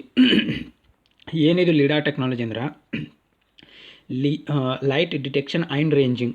ಏನಪ್ಪ ಅಂದ್ರೆ ಇದು ಕೆಲಸ ಹೆಂಗೆ ಮಾಡ್ತಾ ನೋಡ್ರಿ. ಇದು ಫಸ್ಟ್ ಆಫ್ ಆಲ್ ಯಾವುದಕ್ಕೆ ಸಂಬಂಧಪಟ್ಟಿದೆ ಅಂದ್ರೆ ವನ್ಯಜೀವಿ ರಕ್ಷಣೆಗೆ ಸಂಬಂಧಪಟ್ಟಿದ್ರೆ. Option C correct answer. ಏನಿದು ಲಿಡಾರ್ ಟೆಕ್ನಾಲಜಿ ಅಂದ್ರೆ ನೋಡ್ರಿ, ಇದು ಅರಣ್ಯ ಐತೆ ಅನ್ಕೋರಿ, ಇದು ಜನರು ವಾಸಿಸುವ ಪ್ರದೇಶ. ಇಲ್ಲಿ ಯಾವುದೋ ಹುಲಿ, ಸಿಂಹ, ಟೈಗರ್, ಎಲಿಫೆಂಟ್ ಎಲ್ಲ ಅದಾವ. ಸೊ ನೀವು ರೀಸೆಂಟಾಗಿ ನ್ಯೂಸ್ದಾಗ ಭಾಳ ಓದ್ತಾ ಇರ್ಬೋದು ಹ್ಯೂಮನ್ ಆ್ಯನಿಮಲ್ ಕಾನ್ಫ್ಲಿಕ್ಟ್ ಅಂಥೇಳಿ. ಅಂದ್ರೆ ಮನುಷ್ಯರು ಮತ್ತು ವನ್ಯಜೀವಿಗಳ ಮಧ್ಯೆ ಸಂಘರ್ಷ ಆಗೋದು. ಇವು ನಗರಗಳಿಗೆ ವಲಸೆ ಯಾಕೆ ಬರ್ತಾವೆ ರೀ? ಯಾವುದೇ ವನ್ಯಜೀವಿಗಳು ಅವಕ್ಕೆ ಆಹಾರ ಸಿಗಲಿಕ್ಕಿಲ್ಲ, ನೀರು ಸಿಗ್ತಾ ಇಲ್ಲ ಅಂತಂದ್ರೆ ಅವು ಹುಡ್ಕೊಂಡು ನಗರಗಳ ಕಡೆ ವಲಸೆ ಬರ್ತಾವೆ. ಸೊ ಅಲ್ಲಿ ಬಂದಾಗ ಅಲ್ಲಿ ಮನುಷ್ಯರ ಜೊತೆ ಅವೇನು ಮಾಡ್ತಾವೆ, ಕನ್ಫ್ಲಿಕ್ಟ್ ಮಾಡ್ಕೋತಾವೆ. ಅಂದ್ರೆ ಮನುಷ್ಯರ ಮೇಲೆ ಅಟ್ಯಾಕ್ ಮಾಡೋದು, ಇವೆಲ್ಲ ಮಾಡ್ತಾವೆ. ಸೊ ಇವಾಗ ಈ ಟೆಕ್ನಾಲಜಿದಾಗ ಏನಾಗ್ತದೆ ಅಂದ್ರೆ ನೋಡಿರಿ, ಇದು ಈ ಟೆಕ್ನಾಲಜಿದಾಗ ಒಂದು ಸ್ಯಾಟಲೈಟ್ ಕಳಿಸ್ತಾರೆ ಮ್ಯಾಗ್. ಈ ಸ್ಯಾಟಲೈಟ್ ಏನು ಮಾಡ್ತದೆ, ಇಲ್ಲಿರೋಂಥ ಫಾರೆಸ್ಟ್ ಏರಿಯಾ, ಇಲ್ಲಿರೋಂಥ ಆ್ಯನಿಮಲ್ಗಳ ಬಗ್ಗೆ ಚಿತ್ರಣ ತೆಗೆದು ಕಳಿಸ್ತದ. ಓಕೆ, ಸೊ ಚಿತ್ರಾನ್ನ ತೆಗೆದು ಕಳಿಸ್ತಂದ್ರೆ ಏನಾಗ್ತದಂದ್ರೆ, ಇದು ಏನೇನು ಅಬ್ಸರ್ವ್ ಮಾಡ್ತದೆ ಈ ಸ್ಯಾಟಲೈಟ್ ಅಂದ್ರೆ, ಇಲ್ಲೊಂದು ಯಾವುದೋ ಹುಲಿ ಐತೆ ಅನ್ಕೋರಿ. ಇದು ಹುಲಿ ತನ್ನ ಆಹಾರಕ್ಕಾಗಿ ಮತ್ತು ನೀರಿಗಾಗಿ ಎಷ್ಟು ದೂರ ಕ್ರಮಿಸಬೇಕಾಗ್ಲತ್ತದ ಎಲ್ಲ ಚೆಕ್ ಮಾಡ್ತದೆ ರೀ ಸ್ಯಾಟಲೈಟ್. ಇವಾಗ ಇದು ಹುಲಿ ಐತೆ ಅನ್ಕೋರಿ, ಈ ಹುಲಿ ಇಲ್ಲೊಂದು ನೀರಿಂದು ಕೊಳ ಐತೆ ಅನ್ಕೋರಿ. ಸೊ ಈ ಹುಲಿ ನೀರು ಕುಡಿಯೋಕೆ ಇಷ್ಟೊಂದು ಡಿಸ್ಟೆನ್ಸ್ ಕವರ್ ಮಾಡ್ತಾ ಇದೆಯಲ್ಲ. ಸೊ ನೀರಾಗಿರಲಿ, ಆಹಾರ ಆಗಿರಲಿ, ಅದೆಲ್ಲ ತಿನ್ನೋಕೆ, ಇದು ಒಂದೇ ಪ್ರಾಣಿ ಅಲ್ಲ ಹುಲಿ, ಬೇರೆ ಎಲ್ಲ ಪ್ರಾಣಿಗಳು ಎಷ್ಟು ಡಿಸ್ಟೆನ್ಸ್ ಕವರ್ ಮಾಡ್ತಾ ಇದ್ದಾವೆ, ಎಷ್ಟು ಕಷ್ಟಪಡ್ತಾ ಇದ್ದಾವೆ, ಇದೆಲ್ಲ ಚೆಕ್ ಮಾಡ್ತದೆ. ಇದು ಸ್ಯಾಟಲೈಟ್. ಈ ಚಿತ್ರಗಳು ಎಲ್ಲಿ ಕಳಿಸ್ತದ, ನಮಗೆ ಕಳಿಸ್ತಾರೆ ಇಸ್ರೋ.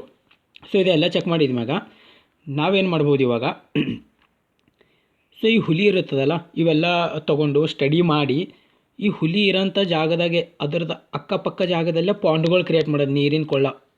ಸೊ ಇಷ್ಟೊಂದು ದೂರ ವಲಸೆ ಹೋಗೋ ಬದಲಿ ಇದು ಇರೋಂತಹ ಅಕ್ಕಪಕ್ಕ ಪ್ರದೇಶದಲ್ಲೇ ನಾವು ಕೊಳಗಳು ರೆಡಿ ಮಾಡಿದ್ವಿ ಅಂದರೆ ಇದಕ್ಕೆ ನೀರು ಸಿಗ್ತದೆ, ಇದು ನಗರಗಳಿಗೆ ವಲಸೆ ಬರೋಂತಹ ಅವಶ್ಯಕತೆಯೂ ಇರೋದಿಲ್ಲ. ಹೀಗಾಗಿ ಹ್ಯೂಮನ್ ಆ್ಯನಿಮಲ್ ಕಾನ್ಫ್ಲಿಕ್ಟ್, ಮಾನವ ಮತ್ತು ವನ್ಯಜೀವಿಗಳ ಮಧ್ಯೆ ಸಂಘರ್ಷ ಕಮ್ಮಿ ಮಾಡ್ಬೋದು. ಇದು ಕಾನ್ಸೆಪ್ಟ್.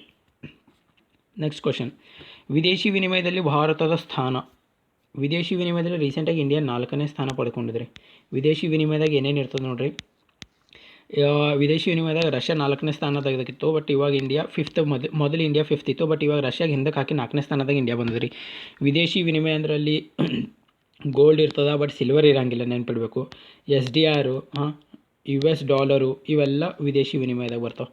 ಆಮೇಲೆ ಬೇರೆದು RBIದಾಗ ಯಾವುದೇ ತರಹದ ಸ್ಟಾಕ್ಸ್ಗಳು ಅದು ವಿದೇಶಿ ವಿನಿಮಯದಾಗ ಬರ್ತದೆ ರೀ. ವಿದೇಶಿ ವಿನಿಮಯ ಎಲ್ಲಿ ಸ್ಟೋರ್ ಆಗಿರ್ತದೆ, RBIದಾಗ ವಿದೇಶಿ ವಿನಿಮಯ ಸ್ಟೋರ್ ಆಗಿರ್ತದೆ. ಸೊ ಇವೆಲ್ಲ 65 top questions. Okay, session like ಆದ್ರೆ ಲೈಕ್ ಬಟನ್ ಪ್ರೆಸ್ ಮಾಡಿರಿ. Thank you so much.